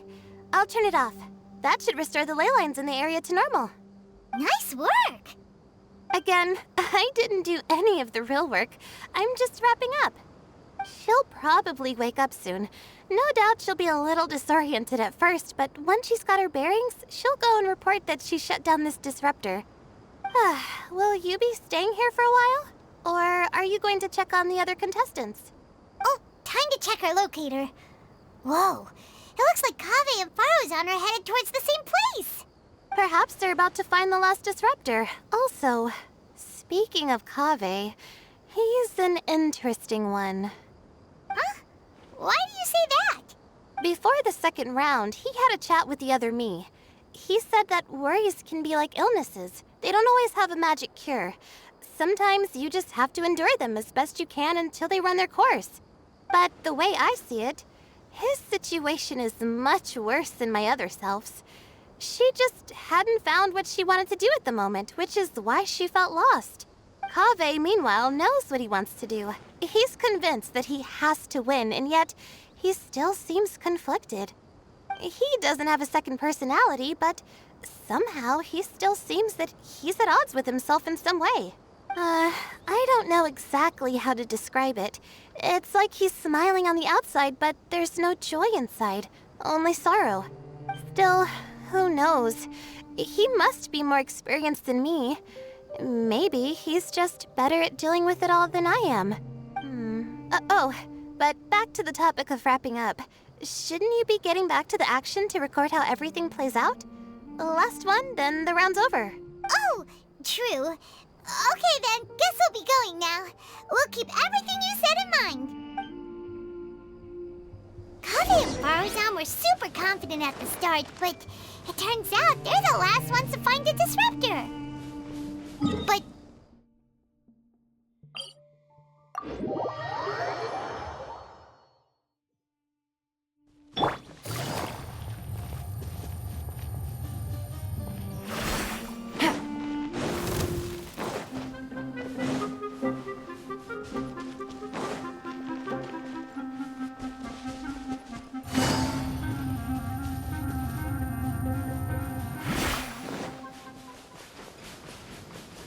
Take it easy.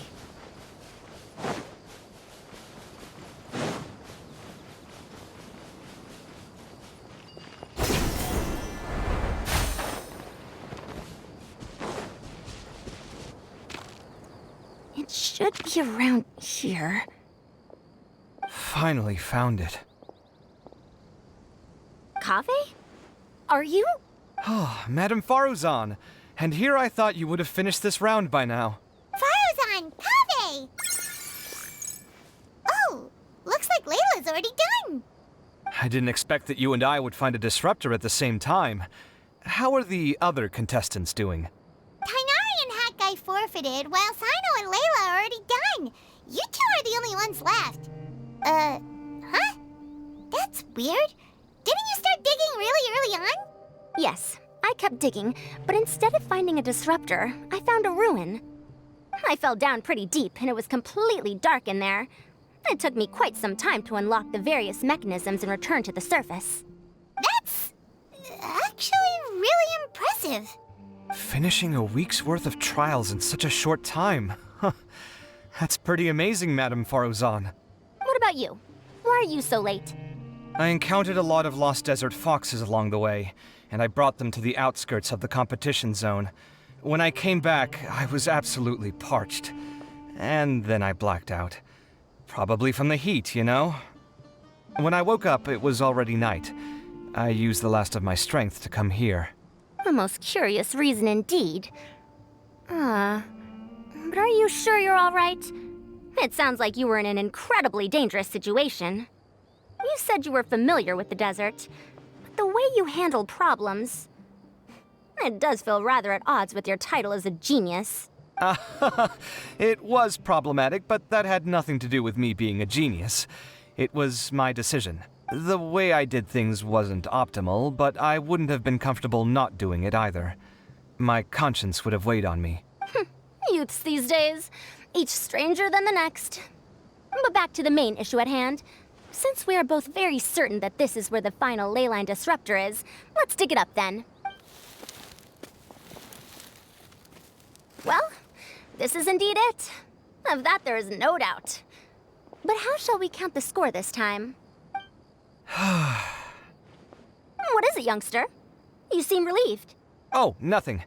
I was just thinking that this round's finally over. There shouldn't be any more innocent creatures getting wrapped up in danger. As for the points, I guess we can draw lots again later. I can't think of anything better. All right, in that case, let's all head back to Aru Village. Paimon thinks you'll both need some water and rest.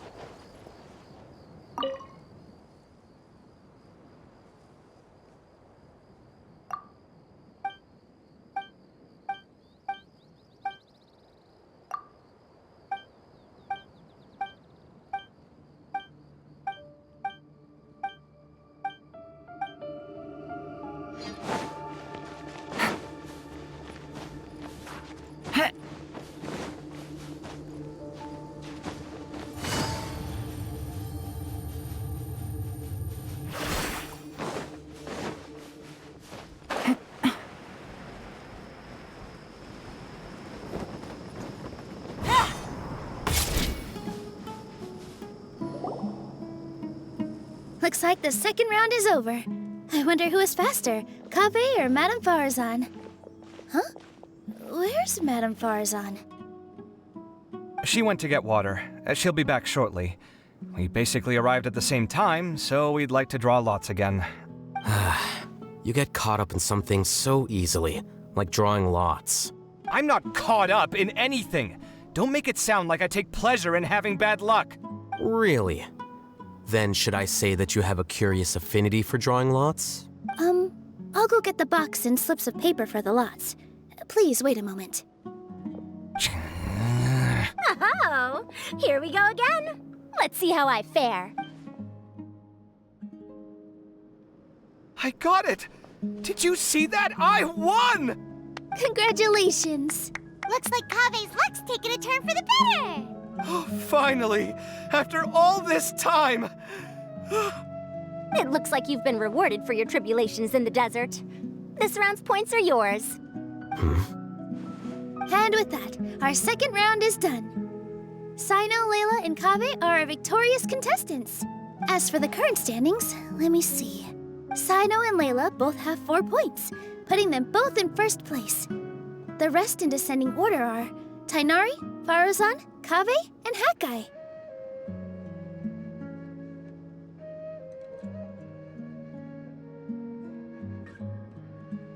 The next round will be the final one. Please rest up before then, everyone.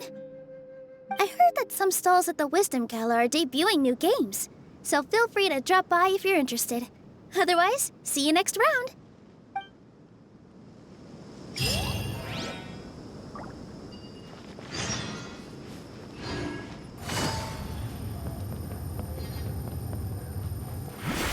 Take it easy.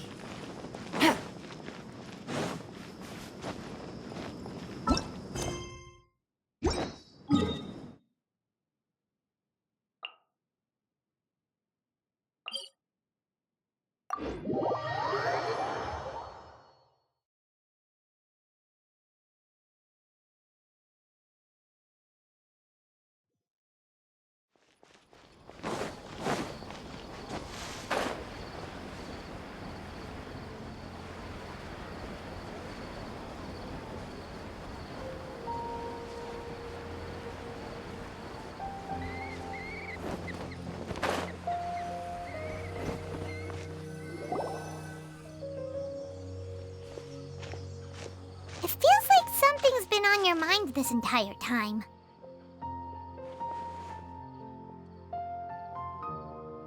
Traveler, Paimon. I finally found you. Finally? Did something happen? Don't you feel like there's something off about this year's Academia Extravaganza? When Candace and I were at the cafe earlier, we might have caught sight of some mercs on business. Thing is, they were disguised as tourists here to shop, but no disguise can mask the stench of blood. Just from their suspicious looks, I bet they do dirty work like kidnapping or assassinations. We eavesdropped on them for a while. Their target seems to be someone called Sachin. Sachin? Isn't that the person who Karina mentioned during the opening ceremony? He's apparently the sponsor behind the competition prizes and the Diadem of Knowledge, but he hasn't shown himself at all. Sounds like a rich person, all right. It makes sense now. The Eremites have been struggling to make ends meet recently, so a lot of groups have been doing private work that involves the rich. In their words, one gig sets you up for half a year.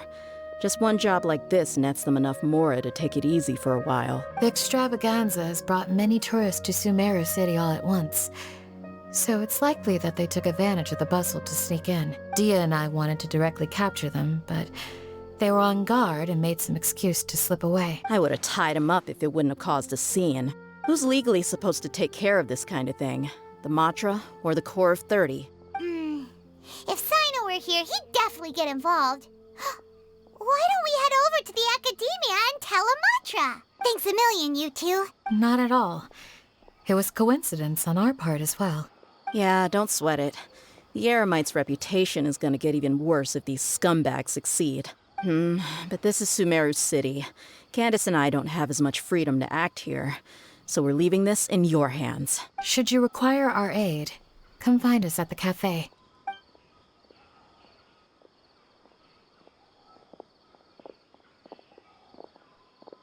Paimon's noticed that something's bugging you. Is it the extravaganza? 'Cause Paimon's starting to think that there's more than meets the eye here, too. But thinking like this isn't doing anything. Let's just go find a mantra.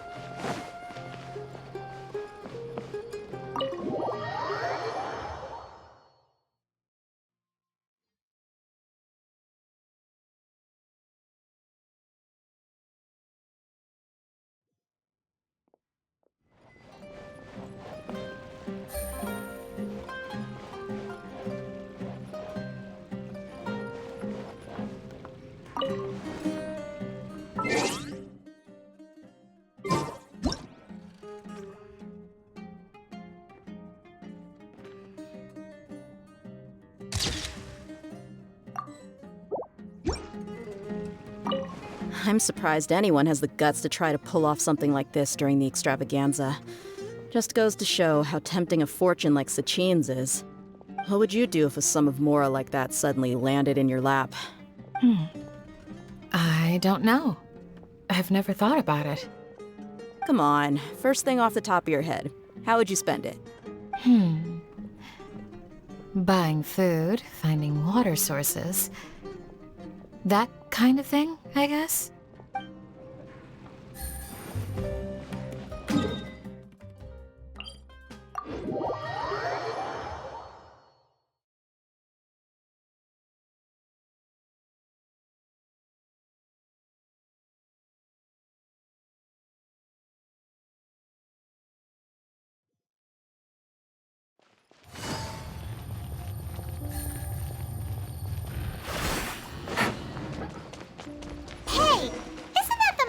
Investigated Siraj with?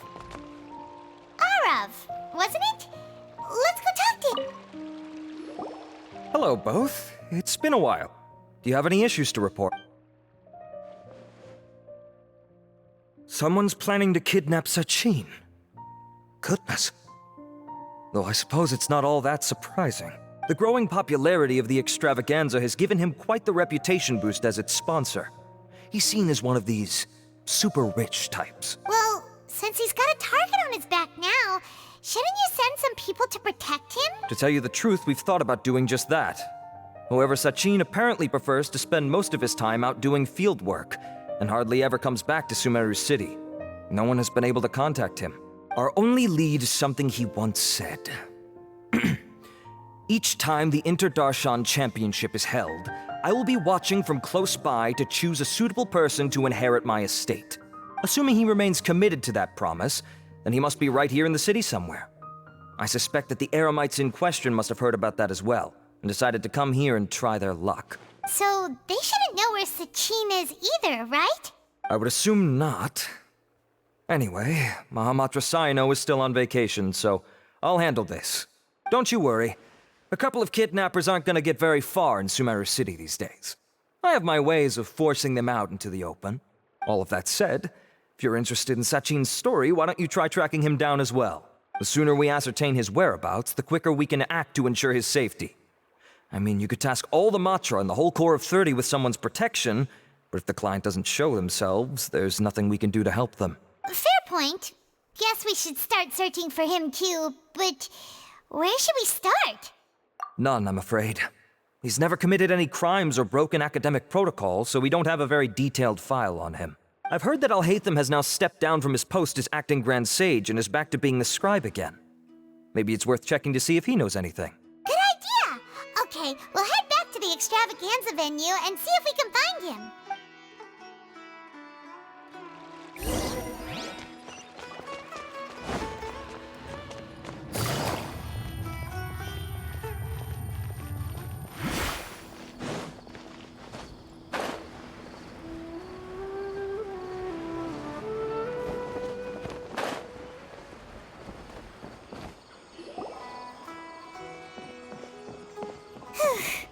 Hey, Nilu, have you seen Alhaitham anywhere? Alhaitham? Why, what is it? We're trying to track down someone and we need him to pull up some records for us. Oh, I see. Sorry, I don't know where he went. He's always the first to leave after the competition ends, and he never tells anyone where he'll be going. Huh. Yeah, actually, that sounds about right for him. Let me think. To be honest, he doesn't seem very interested in the extravaganza, so he probably doesn't stick around longer than he has to. To him, being a commentator is just extra work he was roped into. Do you guys know of any places he'd go after work? Ooh, maybe. Paimon remembers that his house isn't that far from here, so we might as well check it out.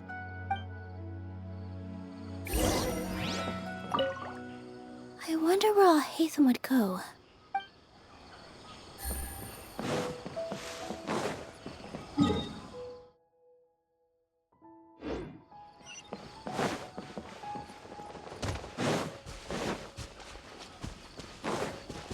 Take it easy.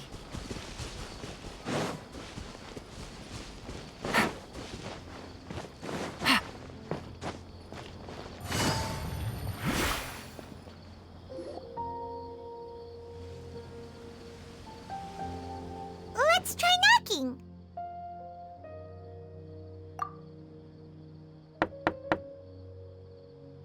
No answer?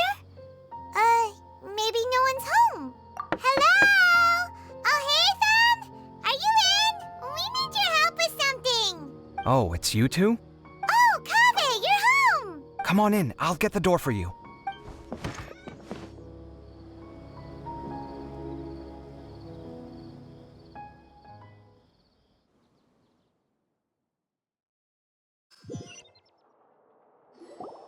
We didn't hear a peep when we first knocked. We thought no one was home. Well, I can't be too careful. If someone from the academia came here looking for Alhaitham, and I opened the door for them without thinking, before long the whole city would know that I'm living here. You're pretty conscientious about this, huh? So, what happens if someone comes inside looking for him while you're at home? It's fine, as long as I stay in my own room. Anyway, why would someone just barge in here looking for him?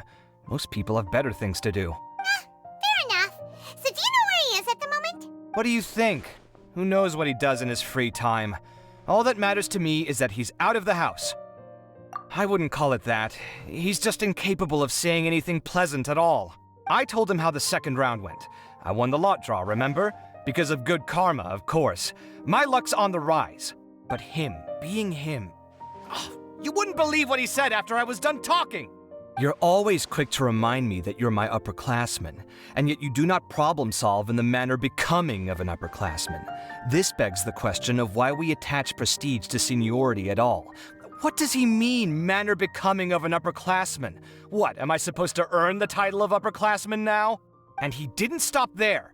He said, I'd encourage you to reflect on why you've ended up having to rely on luck every round. Frankly, it's incomprehensible to me how you've managed to make it to this age without acknowledging the proverbial elephant in the room of your life. Yeah, that does sound like something Alhaitham would say. I've had it with him. Every time I talk to him, it's the same way. He finds a way to infuriate me every single time. Anyway, the disdain is very much mutual between us, so I'll be moving out as soon as possible. I'm actually packing my things right now. He'll have to get used to doing his own cleaning and tidying from now on. See those perfectly hung paintings on the walls? They're coming with me too. If his life wasn't utterly devoid of artistic sensibility already, it certainly will be after today. Wait, you're moving out already? But the competition isn't even over yet. How can you afford it? Well, obviously I can't just yet. I'm just packing early to get ahead of the game. I've got my new place picked out already. The moment I have my hands on the prize money, I'm going to buy it and move my things right in. It'll take me 3 days tops to move out of here for good. I now know what I have to do to achieve this goal. No matter what happens in the third round, I will win. I will emerge triumphant. You'll see. Well, we'll be rooting for you. But are you sure you'll be all right? In what way? Layla said that she thinks you'll get caught up in internal conflict. Meaning what exactly? Oh, don't tell me you think I have serious personality flaws too. Oh, we didn't say that. But think about it. You say you want to win, but you also turned Faruzan down when she offered to give you her points. Plus, you took it upon yourself to help those desert foxes. Wait, what's so unusual about all that? I gave you my reasons. I would have felt guilty otherwise. Where's the conflict in that?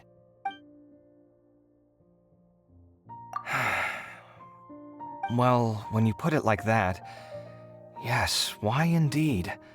It's a good question. I guess it's just in my nature. Plus, if I just did nothing, then there'd be no escaping the blame if something bad came of it later down the line. But thinking like that all the time must make your life so exhausting. Not to mention that by helping out, you put yourself at risk. Fainting in the middle of the desert, for example. Was that really worth it? It's complicated. Look, let's maybe leave this conversation for another time. What was it you needed Alhaitham's help with, anyway? Sachin? Huh. He did actually mention a Sachin recently. I remember he brought a few documents home that day. He was thinking out loud as he looked through them, making some notes and doodling as he went. He even suggested that I should take a look, but I didn't. Give me a moment. Let me go find them.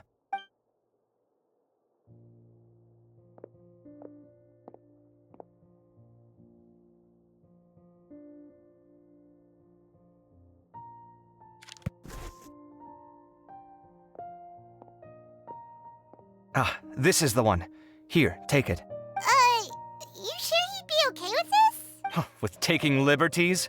He's certainly okay with helping himself to my beer whenever he pleases. And anyway, he did ask me if I wanted to read his notes.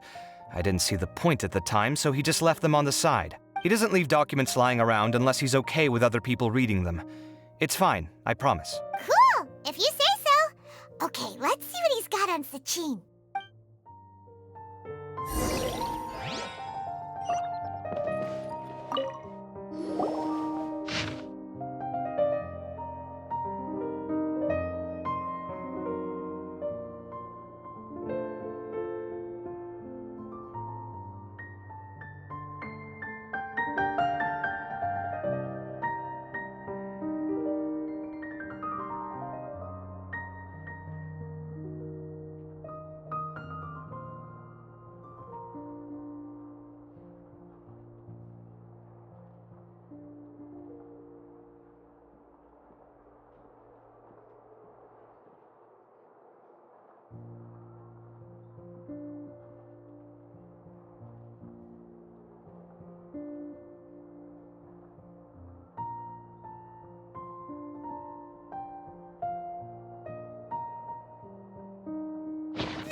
a lot of information.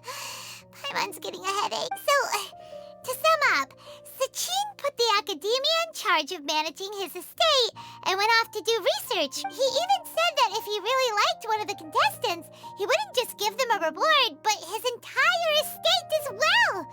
Oh, that must be worth heaps and heaps of mora. What? Are you serious? All of Sachin's wealth, that's more than I could spend in a lifetime, surely. Heck, if I got chosen, I'd be able to pay off all my debts, then buy a new place, and still have cash to burn. I could build another Palace of Alcazar's Array. Except this time, I'd make it 10 times. Oh, then there's that new project in Port Ormos, of course. The bridge renovation.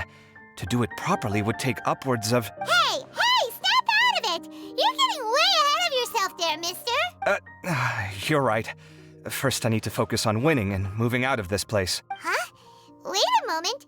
There's a loose slip of paper tucked in between these pages. Did Alhaitham write this? It looks like he was jotting ideas down as he was thinking things over. Let's see. Two phrases have been circled. Sachin, dead or alive, unknown. And diadem of knowledge. Some of this stuff is just plain incomprehensible. Is this written in some other language? Let me see. Huh. I recognize this script. Give me a second. Lofty ideals may provide no defense at all against nihilism, but perhaps little decisions can. That's a rough translation anyway. I can't guarantee it's 100% accurate. There's another smaller line of text underneath. Why would he bring that up? Wow, it's so cool that you can actually read this script! We worked together on a project once when we were students. The title was Decoding the Runes and Architectural Philosophy of the Ruins of King Deshret's Civilization. I had to familiarize myself a little with this script at the time. Oh, interesting. So, any idea what Alhaitham meant by all this? Who knows? The way his mind works is one of the great mysteries of the world. Fair enough. Well, guess we've learned all we can here. Yeah, he better catch those crooks. But until then, let's just head out for a stroll.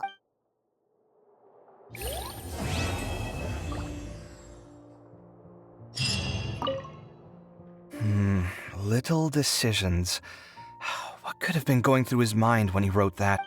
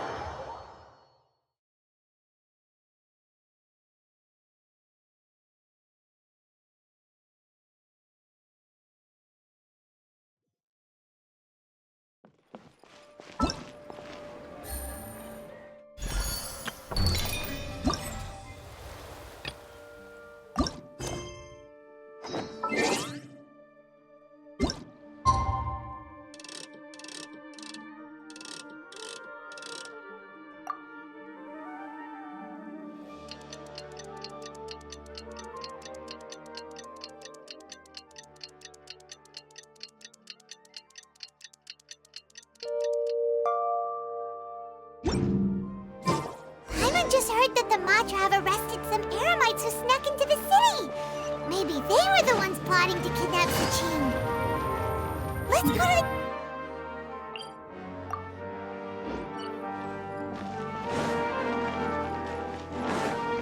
Take it easy.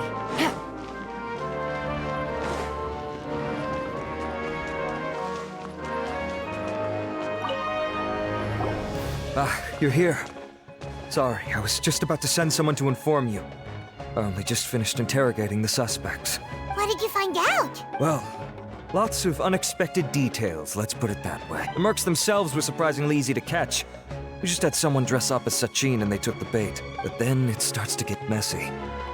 During the interrogation, we learned that they were hired by Sachin's own child. What? Why would someone want to kidnap their own father? What's up with that? It's anybody's guess at this point. In any event, apparently the guys we caught are just the tip of the iceberg.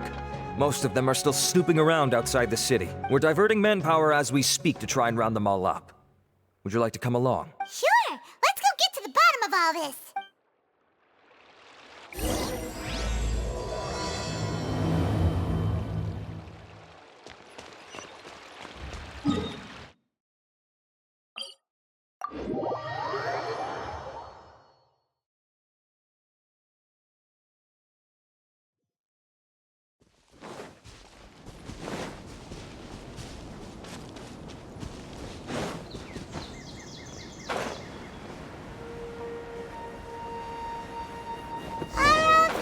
Are you sure this is the right place?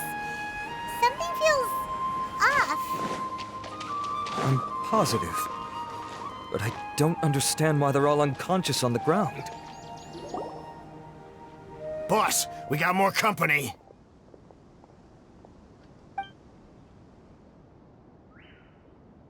Look, we were just doing what we were paid to do. You're punishing the wrong people here. You want the real culprit? It's this guy. He hired us to kidnap Sachin. What happened? Who beat you all up? Wait, you mean you aren't with them? With who? Who did this? First there was this flying brat. Didn't bother asking any questions, just started throwing punches. After that, some guy wearing green came along and interrogated us for a bit. I've got the confirmation I needed. This is the one who masterminded this whole plot. Jawani, Sachin's son. If you have any questions for him, now's your chance to ask them. When you're done, I'm arresting them all and taking them back to the academia for further interrogation. So why did you hire people to kidnap Sachin? What do you think? 20 years ago, he upped and left to go and live a carefree life, not giving a second thought for my welfare. As if that's not bad enough already, he went and put his entire fortune in the care of the academia, along with a contract saying that one day he'd pass it all on to a genius he admired. That's my inheritance. By rights. You expect me to sit back and watch it go to someone else? If he won't give me what's mine, I'll just have to take it from him. Of course! Didn't he say he would be here somewhere, watching the championship from the shadows? So, I figured I'd get some people to nab him. Then I make him change the contract. And if the academia doesn't agree to hand over the goods, I make him publicly announce that I'm his chosen genius. No, the old fart knows how to stay hidden. I'll give him that. He's probably cooped up somewhere watching all this go on and laughing to himself. I already thought he'd gone mad 20 years ago. And who knows what a madman's truly capable of. Diadem of knowledge? You mean that thing he donated to the academia? Well, I can tell you that it's very expensive. He sold a lot of assets to purchase it back in the day. Weird things started happening after he brought it home, too. For example, sometimes we'd hear a high-pitched voice coming from the storage room. Also, before donating it to the academia, he once shut himself in that same storeroom and researched it non-stop for days. Something was already seriously wrong with him by that point. Nothing he did shocked me. What do you mean, something wrong with him? I only have a vague memory of it, since I was very young at the time. But I have the impression that he went out into the desert for research and didn't return for many years. When he finally did return, he was a changed person. He would mumble incomprehensibly and write essays day and night. I asked if I could see what he'd written, but he chased me out of the room. Later, he went out somewhere and took his written essays with him. When he got back, he signed his contract with the academia. Part of me wonders whether he'd already stopped being my father by that point. Perhaps the man we called Sachin was a demon from the desert who was wearing his skin. Okay, you can stop now. You're creeping Paimon out. You can believe me or not. Doesn't matter to me. I told you all I know. But if you do see Sachin, tell him this for me. Whatever it is that he's researching out there, he'll always be garbage in my eyes. You finished? In that case, come with us.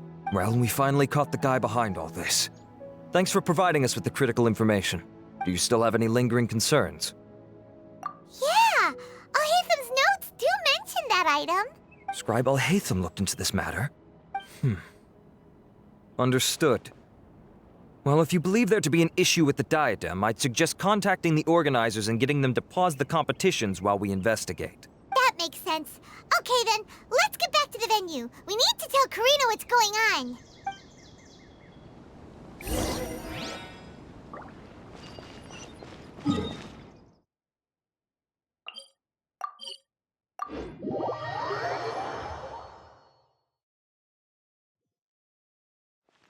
Take it easy.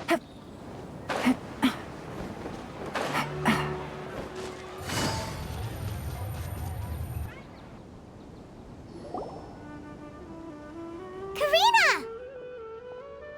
You're finally back. Where have you been? I looked everywhere for you. The third round's already started. We were out capturing some bad guys who wanted to kidnap Sachin. But that's not important right now. We think there might be something wrong with the Diadem of Knowledge, and we'd like to investigate it. The diadem? That seems unlikely. The Diadem of Knowledge has been used in every extravaganza over the last 2 decades, always without incident. Why has this come up now? This is pretty serious. Let me think. Okay, here's the situation. The diadem is currently in Mount Teema Forest.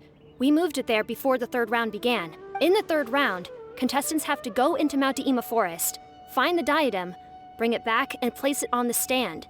The first person to do this gets 4 points. Considering how close the scores are between our contestants, whoever wins this round is very likely to be the winner of the whole competition. As such, I suspect competition to be very fierce.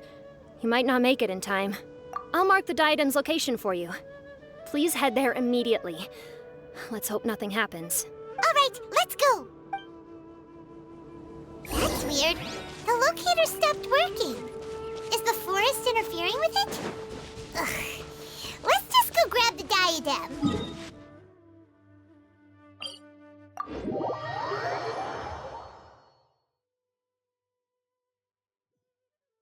Take it easy.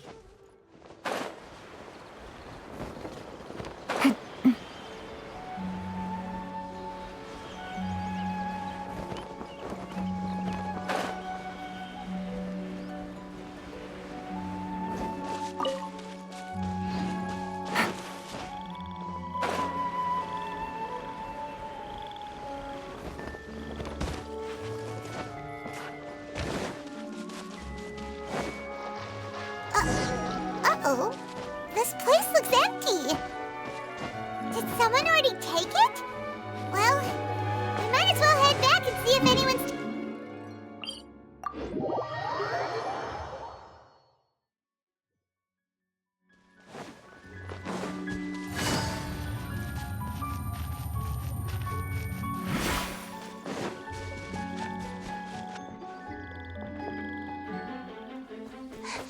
Oh, looks like Layla has seized the diadem. But getting to the goal won't be easy.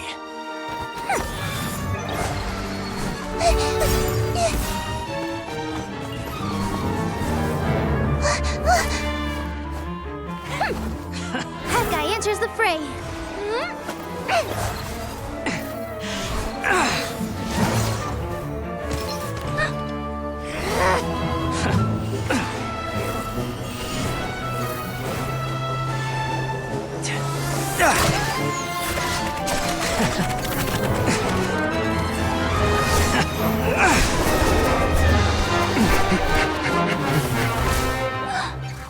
Horizon's device has gone haywire. The competition is heating up. Oh. And here's Kaveh bringing up the rear.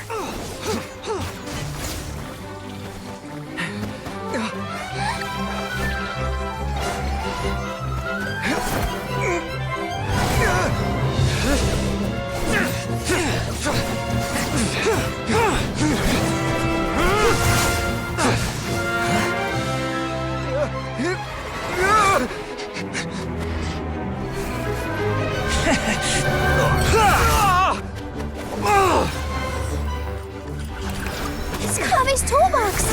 Throwing the diadem to its owner!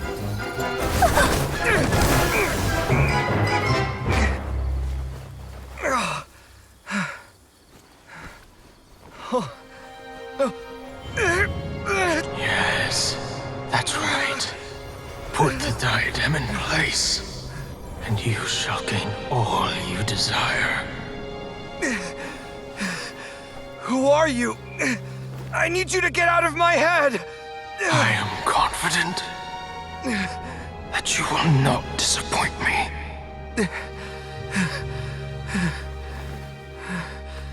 What just happened to me?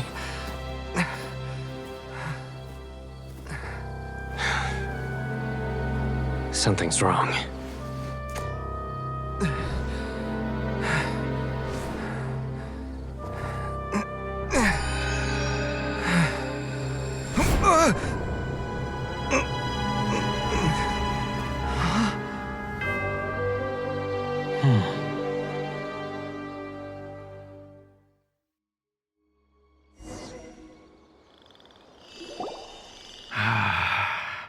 At long last, someone to inherit my estate, and with it, my research. Come, Kaveh. Come to me, my child. How do you know my name? Who are you? I am Sachin. Well, to be precise, I am but a fragment of Sachin's mind. Fate is a curious thing. Seeing you reminds me of another I once met. But you are made of sterner stuff than he, more cognizant of the trials and tribulations of this world. It is you who are worthy to inherit all that I once owned. We meet for the first time, children. But what I mean to say now is of utmost importance. So please, pay attention and bear witness. You have all performed outstandingly in this Interdarshan Championship. The Academia has many rare talents among its ranks, and you are the creme of the creme. But if I were to choose a successor, I would choose you, Kaveh.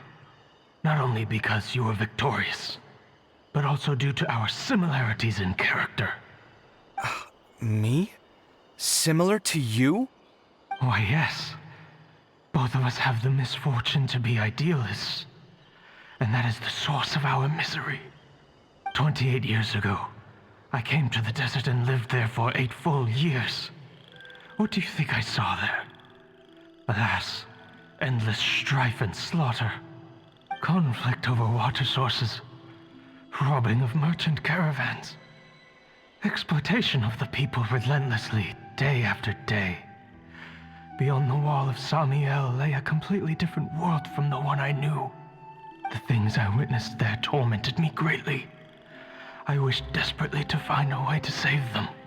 So, did you find a way? As a Vahumana scholar, I tried to use Vahumana knowledge to find the answer. I researched history and anthropology, performed countless experiments on human nature, and even sought out the scholars living deep in the desert who called themselves the Lost Darshan. But in the end, I found that the answer I sought simply did not exist.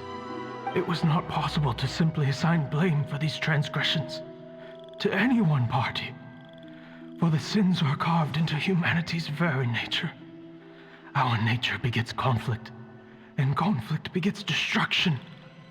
This is the inexorable truth. The aim of my research was to draw lessons from history, but what I discovered was that history offers no such guidance. Things can only ever go from bad to worse.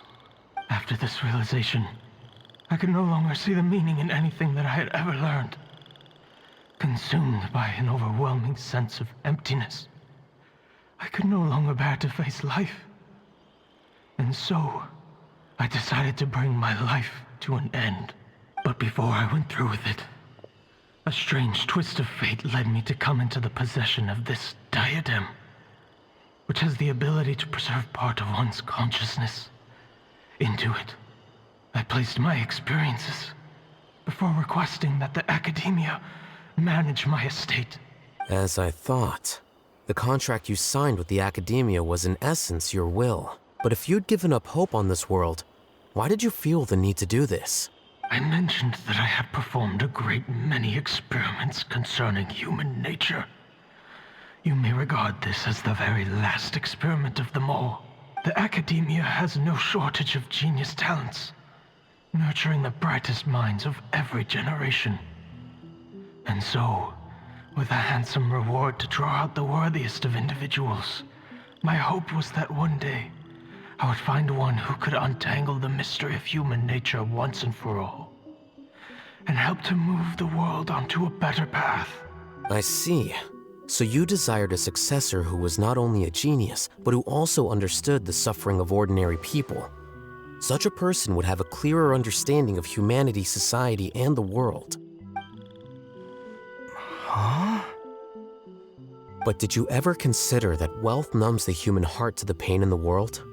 Even an idealist may be incapable of following through on your wishes after inheriting your wealth. You are highly intelligent, yet you are not the sort of person who would understand my line of thinking. To me, this is also part of the experiment. Part of my investigation into human nature. Whether my successor suffers as a consequence of my research, or succumbs to an indulgence in pleasure-seeking, my research will have progressed. I grieve the fundamental sickness of the world. I regret the unbearable weight of its history. And I lament the research that I failed to complete. And this, Kaveh, my dear child, is why you will be of great utility to me. You're absolutely certain that you want to give me everything you owned? For me to do with as I please? I have faith in what I see in you. Now wear the diadem, Kaveh, and complete the journey that I could not.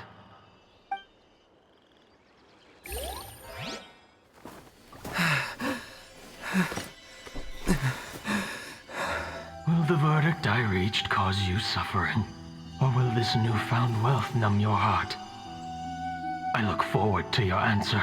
All of my research materials are being stored at our... Huh? I've heard enough! My life's enough of a mess already. The last thing I need is more suffering. Keep your Mora. I don't need it. Didn't you say that you saw a lot of people in pain?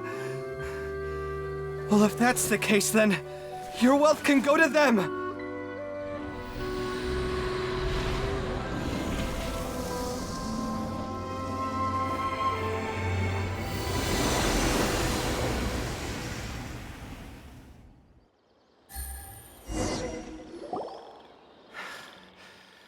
I guess that'll be the end of that.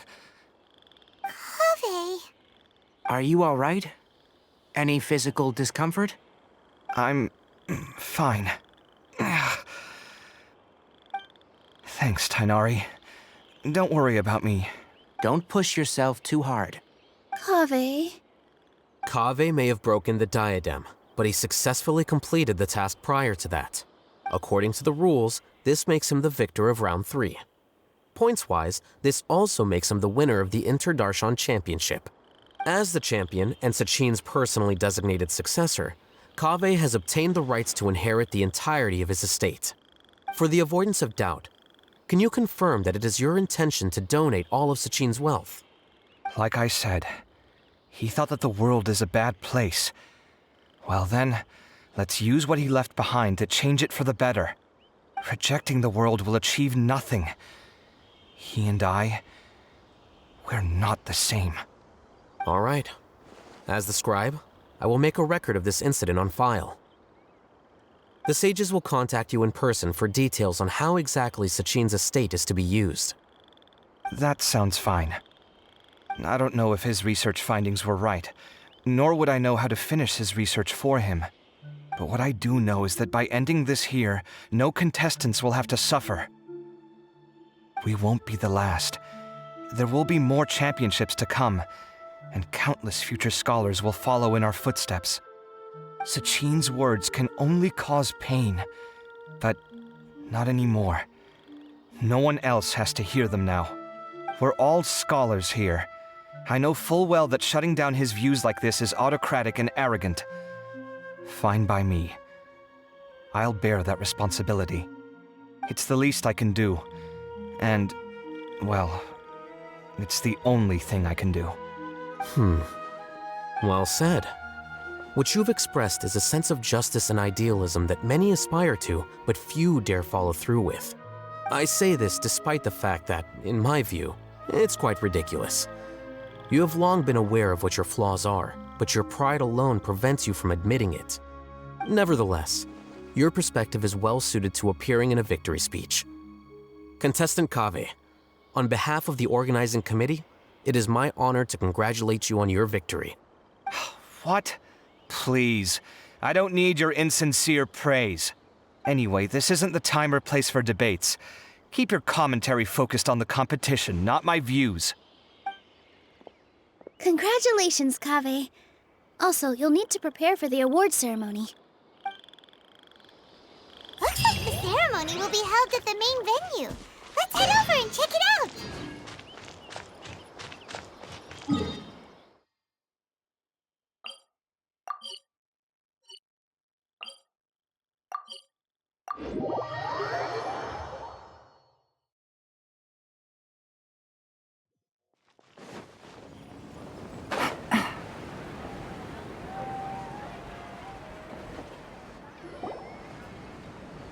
Thank you all for your excellent performance. And that brings this year's Interdarshan Championship to a close.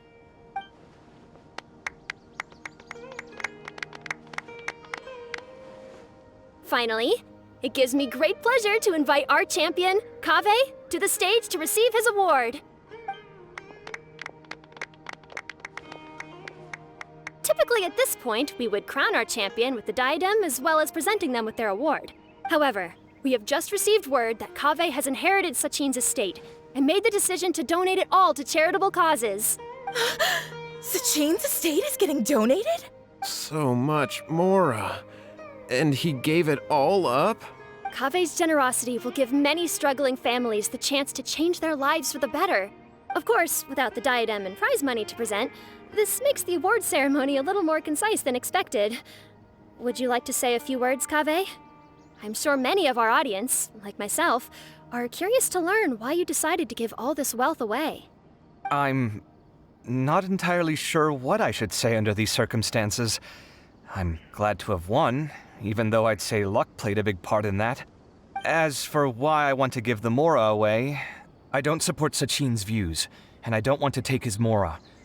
With a lot of things in life, people need to experience them for themselves. It shouldn't be up to one person to make a judgment on. Not him, and not me either. Anyway, this isn't really the time and place for such weighty and complicated topics. So, I guess that's all. I'll leave it there. Thanks very much. Oh, Kaveh, just one moment. While this is a short and sweet award ceremony, we do still have a prize to present you with. Please take this limited edition Genius Invocation TCG card. Additionally, your champion status will be logged in your record. This means that the Sages will give priority consideration to any future project proposals you submit. All right, I'll take the card. But as for project proposals, forget it. In that case, I declare the award ceremony over. Let's give our champion Kaveh one last big round of applause.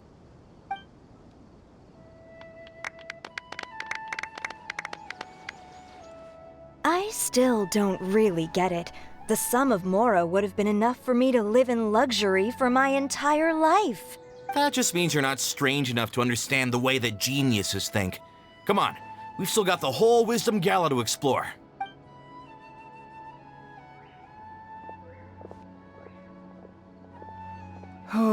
Glad that's over.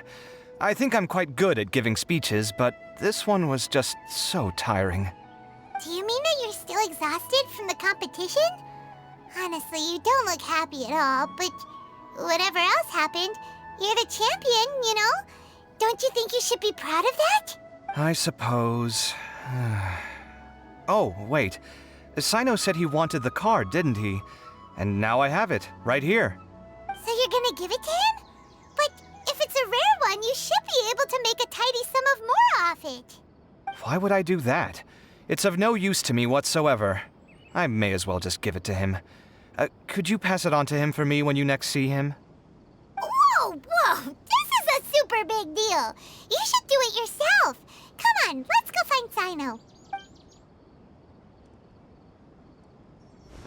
Huh?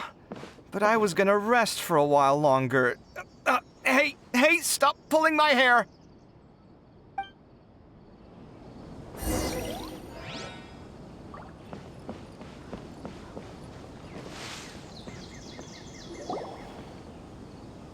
What you looking at, Sino? I'm still thinking about the Sachin issue. What brings you here? Well, they gave me this limited edition Genius Invocation card, and I figured you'd have more use for it than I. But it's a limited edition. Are you sure you want to give it to me? What else would I do with it? I have no use for it. But it's limited edition. Kaveh, are you in trouble? You don't have to do all this. Just tell me what's wrong and I will help. Oh, that's not what I meant at all. Yes, I have all sorts of problems, but that has absolutely nothing to do with this card. I'll figure my own issues out by myself. All right. In that case, I accept your generosity. But now that I realize that you have no concept of its value, I cannot simply take it from you. How about this? I shall buy it from you at a fair price. Namely, the price that the previous limited edition card sold for. Oh, come on. It's just one card. How much could it really be worth? 1 million more at the very least. How much? 1 million more? If you feel that's too low, I can go a little higher. 1 million mora for a card?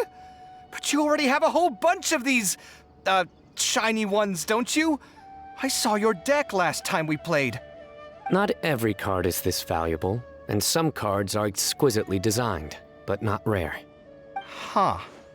Well, I guess they must pay you plenty to be General Mahamatra if you're splashing out on things like this. But really, it's fine. I'd feel bad taking mora from a friend. Don't feel bad. I save a lot.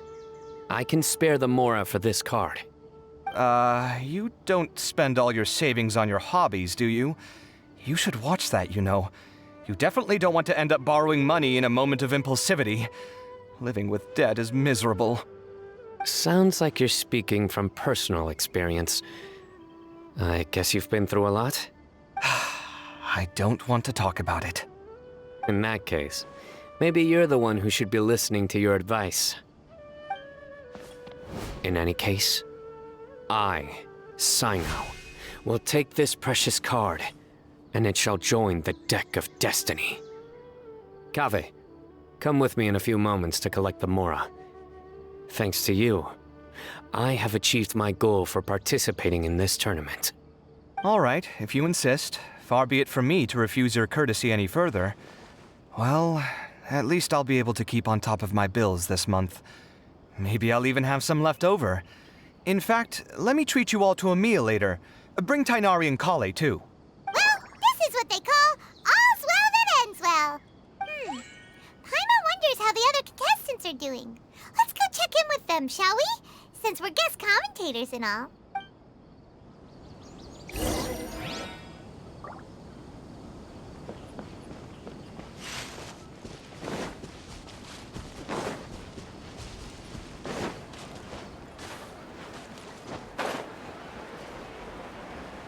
Take it easy.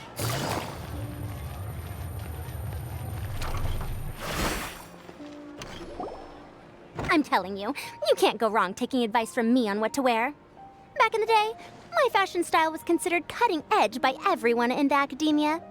Really? Well, then, sure, Madame Farazan. Maybe you could pick out a few fashionable outfits for us. Farazan! Nilu! Even Dia and Candace are here! What are you all up to? Candace and I bumped into these two while we were strolling through the streets. Madame Farazan here's pretty friendly. When she heard that we were buying clothes, she decided to give us some help. I don't really see anything I'm familiar with. Never mind. We can purchase some textiles and make the clothes ourselves. Let's go with the plain fabric as our base. And embroider red and pink flowers on. Oh, and some green leaves. Oh, wait a sec. You sure that's the latest style? That sounds a lot like what the older folks back home would wear. Don't worry. This style is a timeless classic. No thanks. This is actually sounding pretty weird. Wait. Madame Farazan's right. That style is a classic and used to be mainstream fashion. But these days, there are some other options too. If you don't mind, how about I pick some clothes out for everyone? It's not often that we get to meet up, especially since Candace rarely makes it to Sumeru City. Also, I know a few places where I can get a great bargain. Sure. I'm happy to leave it to you. I'll come with you to have a look. One always has to keep on top of what the youth of today are into. Madame Farazan? Come quick, she's over here! Who are you? We're new in the academia. We saw all the amazing things you did during the competition. Do you have any classes we could sign up for? Of course I do. And you're both very welcome to join. That's great! We can't wait. What's your area of research? Precision mechanics? I'm from Haravatat. Huh? But you seem like an expert in machines. Wait, sorry. I remember now. You were representing the Haravatat Darshan in the championship. Oh, their classes are so boring, though. I'm sorry, ma'am. Let me know if you run any other classes in the future. I'll be there. I knew it. What about you? Aren't you going to leave with your friend? I think you're amazing, Madame Farazan, and I'd like to learn from you for a while, if possible. I can take the class you're teaching as an option, even though cross-Darshan lessons might be a little tough to arrange. But I look forward to learning from you. I see. You're a good egg, child. Don't worry. Study under me, and I promise you, you will get the best teaching available. Thank you so much, ma'am. Well, I won't disturb you any further. See you in class. I don't quite understand what happened there, but congratulations, I think. Traveler, Paimon, would you two like to come and pick out some clothes? Sorry, we can't. We've got a meal with Kaveh later, and we have to check in with all the other contestants before then. Oh, by the way, have any of you seen Hat Guy or Layla? I don't know where Hat Guy went. We just saw Layla not too long ago, though. But she was hanging out with some other Ratahoa students, so we didn't get a chance to speak with her. Are you gonna go and see what she's up to? Ratahoa students? They must be the ones who voted for her to enter the competition, right? Oh, she didn't end up winning, so Paimon wonders how they feel about that. Let's go take a peek.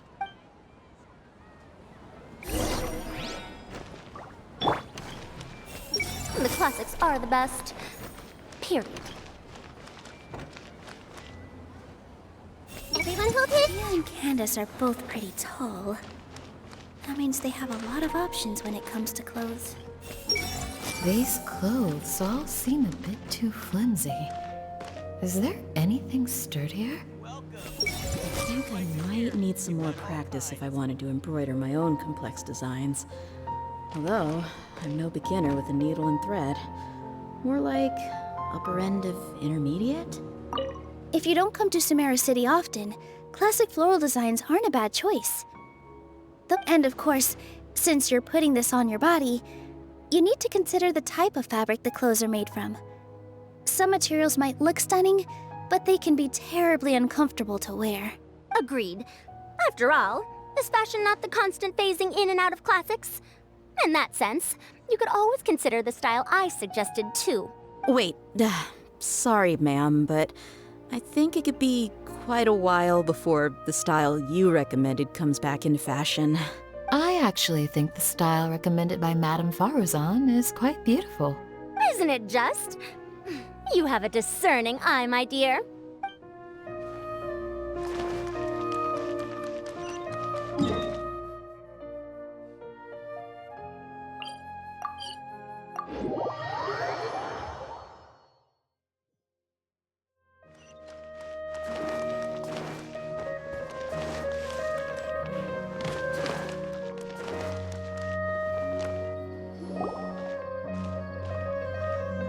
I'm sorry, everyone. I could have done better in the third round. Oh, stop it. If you're going to beat yourself up after doing as well as you did, how bad does that make us look, huh? Heck, it's not like any of us had the guts to enter the championship. I didn't see the whole thing, but you were the only contestant who scored points in both the first two rounds, right? And I heard that you actually found the diadem first in round 3. You came so close to winning the competition. Aw, I just got lucky, I think. That can't be true. You had some really stiff competition out there. The renowned Tainari from Amorta, even Sino the General Mahamatra was there. You're amazing, all of you. Getting points off them is a huge achievement. The way I see it, people aren't exaggerating one bit with the nicknames they give you. You are a genuine genius.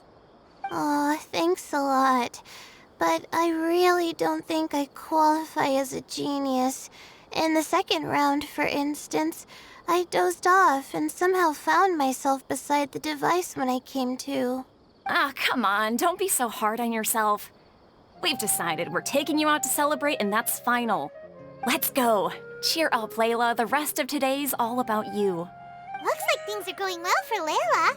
This is great. We haven't seen Hat Guy since the end of the competition. Oh well, it's almost mealtime. We'd better go meet up with Kaveh and Sino now.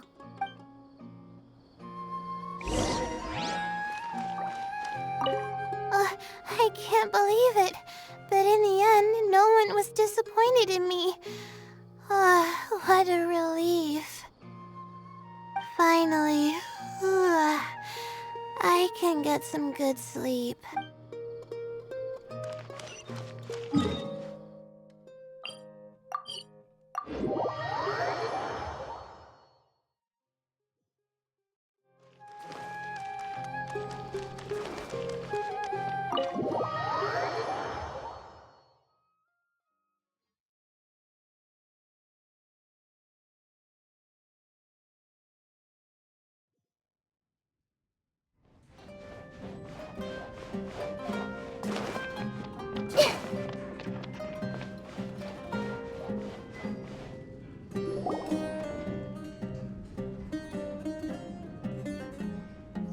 Are you sure you have enough to cover this?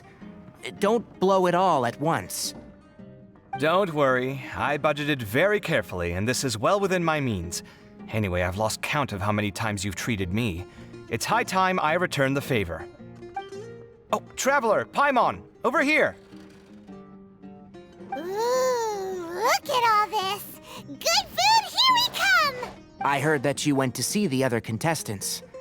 How's everyone doing? Faruzan found herself a student, and Layla's classmates are bowled over by how well she did. We couldn't find Hat Guy, though. Who knows where he's gone?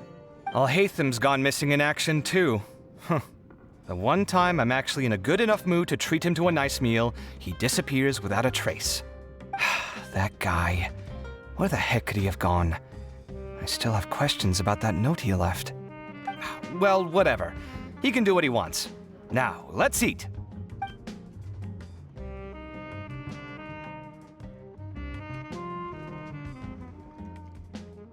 You shocked me a little when you hurled the diadem to the ground. On further reflection, of course, it made sense, but at the time I was expecting at least some amount of deliberation. Sachin's voice started talking to me inside my head from the moment I picked it up. I could feel his emotions, too. It was a mix of despair and horror swirling around inside my mind. He bombarded me with his ideas relentlessly, like he was trying to brainwash me. It gave me a splitting headache that only got worse as he went on. Like I was saying at the time, his views are not necessarily completely without value. But if all his research does is lead to misfortune, then we're probably better off without it. If his forbidden research were to spread in a harmful form and cause people to suffer, the Matra would step in and ban it. I think you did the right thing. I suppose another way to approach it would have been to claim that you agreed to inherit his research, but give up the research as soon as you've inherited the wealth. But that wouldn't have been your style. I won't comment on his theories or experiments, but I don't believe that he was careless in his choice of candidate. He chose you. That means he knew what he was doing. Perhaps. I just think that if you accept someone else's things, you should honor their wishes. That's a good thing. It means that you have integrity. Thank you, oh my god, thank you. See, you get me, Kale. It's a good thing Alhaitham isn't here right now. He'd be quick to explain why you're wrong. Seems like you always include him in the conversation, even when he isn't here. Yep, no dinner with Kaveh is complete without a few words about Alhaitham. I sense that Alhaitham has in fact been here with us all along. He's here? Where? Why didn't you tell me? He lives rent-free in each of our hearts.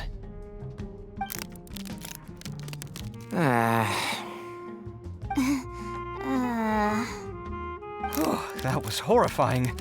It literally sent chills down my spine. Good thing you didn't say that before we started eating. That would have killed the mood in a heartbeat. All right, enough about all Hatham. Tainari, did you achieve what you wanted out of the championship? I did, in the first round, in fact. Word of mouth proved very effective. I spoke to a handful of people, they told their friends, and so on. Now, a record number of people have signed up to attend the next lecture. Oh, are you free next month? You should come along, maybe even say a few words. About what? I don't know the first thing about anything Amorta-related. Just play to your strengths. For instance, you could talk about the distinguishing features of rainforest architecture, or ask everyone not to chop down too many trees the next time they're building a house. Oh, well, that's no problem. Sure, I'll make time. Has everyone had enough to eat? I can order more if anyone's still hungry. I'm full. Thanks. Paimon's super full, too. If only we could eat like this every day. Yeah, we should do this more often.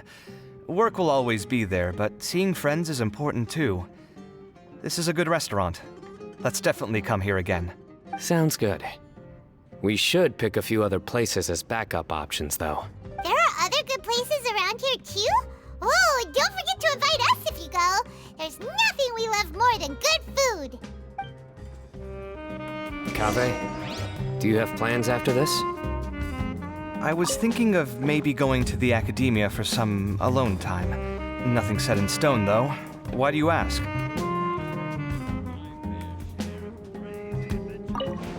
Since everyone is free, why don't we play a few matches of Genius Invocation TCG? Eager to show off your new limited edition card, are you? Not to show off. This is my way of thanking you for your help. Only my best friend will have the honor of seeing this card's debut play. All right, sure. I didn't bring my deck with me, though, so I'll need to borrow one. Actually, Master, I made a new one a few days back. Don't tell me you've been spending all your study hours playing cards. Come on, no need to be so stern. They do say that your innate interests are your best teacher, don't they?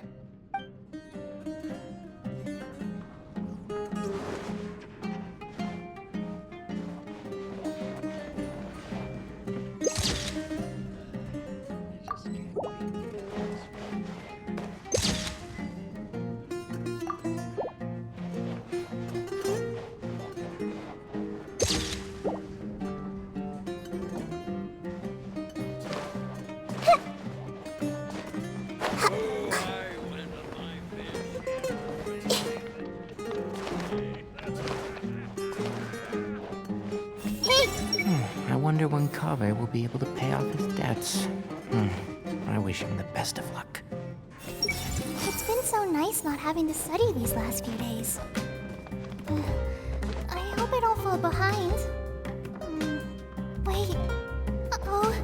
I've completely forgotten where I was up to. With this limited edition card in my deck, I have reached peak connection with my cards. This is my most worthwhile purchase in quite some time. This was some pretty successful ordering today. Not a dish wasted. Oh, I almost forgot. I should order a couple of extra things to take back home.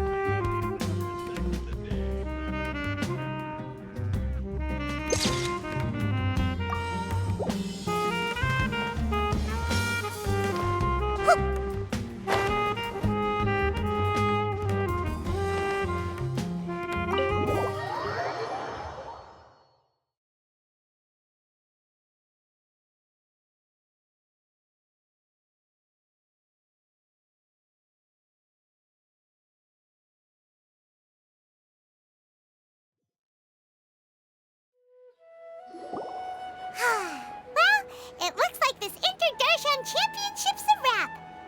All that stuff with Sachin and the diadem got sorted too. Have you still got anything else on your mind? Oh, right! Yeah, Sachin said that he placed his research materials at somewhere beginning with but Kaveh smashed the diadem of knowledge before he could finish. It might be dangerous if someone finds his old research stash, right? Where do you think it could be? Holy smokes, you're right! He said he spent all that time researching in the desert, didn't he? So it's very possible that that's where he'd leave all his suits. All right then, let's head off to our village and try our luck!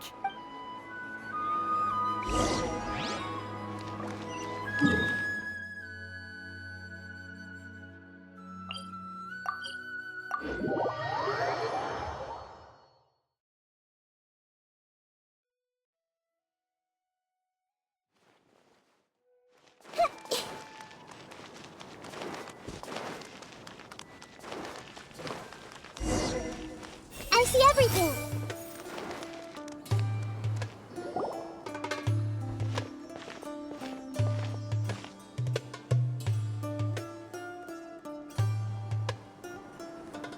Didn't expect to run into you here. Oh, hey, Thumb. What are you doing here? And what are you reading? Are those? Sachin's notes? Yes. I came across his profile while I was organizing some documents and became interested in his research. If it wasn't for that, I never would have agreed to being a commentator. I had a hunch after seeing the fragment of his mind, and sure enough, I came here and found his research. Wait, so you've read it already? Are you alright? How do you feel? I think you may have misunderstood something. The reason Sachin chose that architect to inherit his research was that only he could really empathize with both the calamity and the humanity that these notes seek to convey. Only one who resonates with these sentiments would suffer and begin to think of history as bleak, the present as perplexing, and the future as pessimistic. Empathy is a double-edged sword. Clearly, I am not the same sort of person as Sachin was.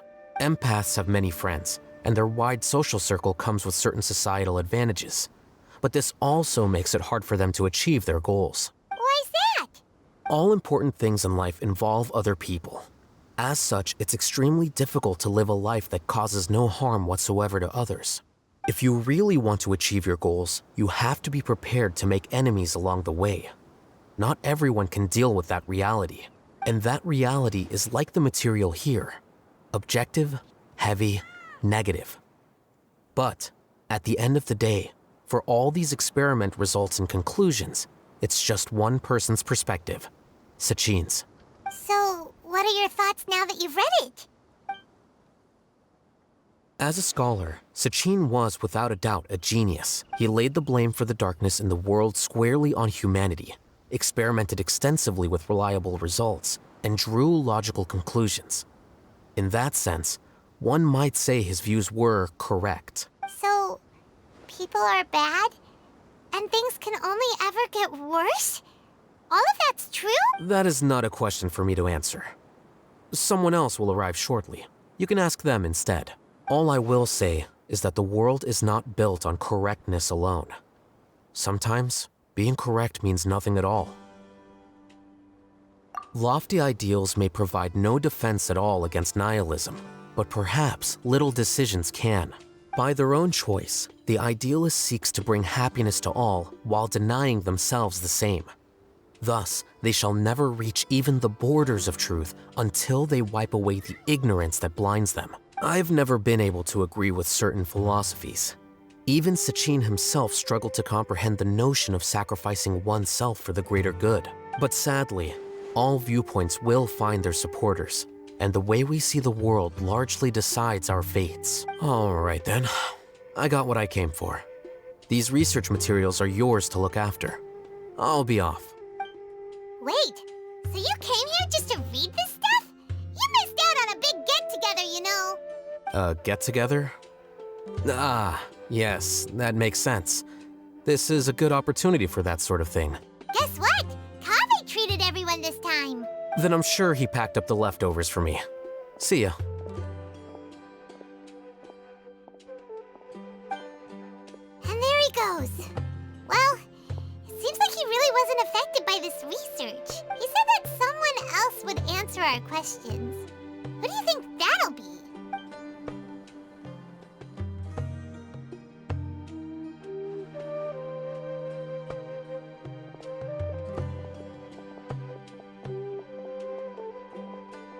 Traveler, Paimon, you're already here.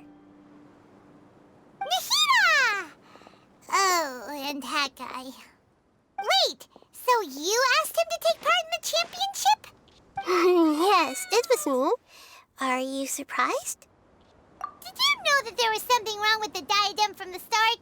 And if so, why didn't you switch it out for another one? Because Sachin's research is not mistaken. He spent his entire life researching this topic, and these materials are a result of that. These are the crystallization of his wisdom. Yes, I was worried that the material might cause some disruption, but I didn't want to wipe away all his hard work searching for the truth. So instead, I had Hat Guy here help me keep an eye on things. Seriously? I think you can stop calling me that now. Why? Don't you like it? Well, anyway, if Sachin's chosen successor hadn't been able to handle his research, or if it had brought pain to more people, he would have intervened at a suitable moment. And after all that, the person Sachin chose turned his nose up at his life's work. Pretty hilarious. I was also hoping that this could be an opportunity for you to learn how to interact with people normally. But it looks like that didn't work out. That wasn't necessary. I'm still paying you back for your help. And the last thing I need is more reasons to be indebted to you. Nahida, what did you mean by Sachin's research is not mistaken? Does that mean that you approve of his research? Put it this way instead. Truth to me is like a shroom borer. Some people only see the mushroom on the shroom borer's back, and they conclude that the shroom borer is a mushroom. Others see only the shroom borer's body, and they declare that the shroom borer is a boar. Still others look deeper inside, and determine that the shroom borer is meat. These conclusions are all correct in their own way, but none of them objectively describe the shroom borer. Paimon kinda gets it, but also not really. The world is the same way. No one, not even I included, can understand it in its entirety. All of us are somewhere on the path toward truth. Within the confines of our limited knowledge, some may blindly believe in the beauty of this world, and others may focus only on its evils. In truth, the most important thing isn't what state the world is in now, but what people hope it will become. But of course, I don't mean that as a criticism or a call to action. Ultimately, my duty as the God of Wisdom is to guide every form of wisdom to a place where it can find its purpose. That was a long speech. So what are you actually going to do with these research materials? Because Kaveh, as the successor of this research, does not wish to see these ideas disseminated, I will seal it up. But even though Sachin's research could be considered negative wisdom, it is still a building block of the truth. If someone wishes to follow in his footsteps in the future, I will not stop them. I also look forward to the day that a member of the Vahumana Darshan can not only comprehend his theories, but also find a way out from the despair as well. Vahumana doesn't have that kind of talent. Wait, you're not intending to keep me in Vahumana long term, are you? I don't remember signing up to become a scholar. Don't you think I'm useful enough to you as a prisoner? Oh boy, here we go again. You think so? Well, to that, I would say that in Sumeru, even prisoners have a right to an education. I hope that your studies in Vahumana will help you deal with your own fate and learn how best to settle old debts from your past. I will review your final thesis myself. I'm expecting great things from you, Mr. Hat Guy.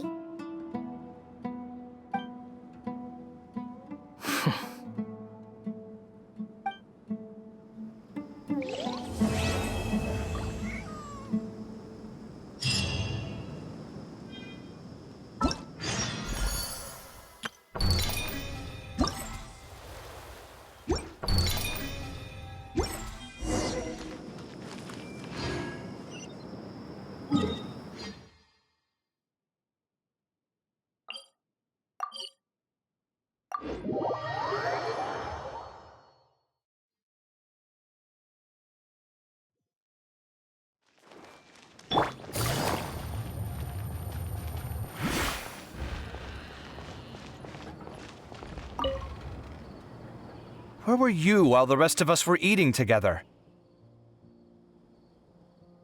I don't recall being obligated to report my whereabouts to you. Did you go find another hidey hole to read in? You need to change your ways, you know. You can't survive on books alone. Surviving on meals paid for by you would be harder still. You? Whatever. It doesn't take a genius to guess what you've been up to. You were investigating Sachin, weren't you? It was obvious from your notes. However, I don't believe his research alone would have been enough to pique your interest. His way of doing things is disturbing, while you... Well, to be fair, your philosophy disgusts me too, but you and Sachin are nothing alike. I don't imagine your views intersect at all. Egoism and nihilism are not the same thing. My personal interests aside, Sachin's legacy is not entirely meaningless. He conducted experiments on a great scale and left his findings behind. Also, thanks for the compliment, but I'm actually just passing through. I didn't come here for the conversation. Well, not this one at least. What do you mean? What topic of conversation could be more sacred among scholars than the exploration of differing philosophies? Well, based on what I've learned, Sachin and his disturbing way of doing things, as you put it, is very likely to have met your father 20 years ago. What did you say? Wait, so... No. Surely that doesn't mean... So that's why he thought I looked familiar. My father must have gone into the desert due to his influence. I'm afraid so. Good thing I shattered that diadem.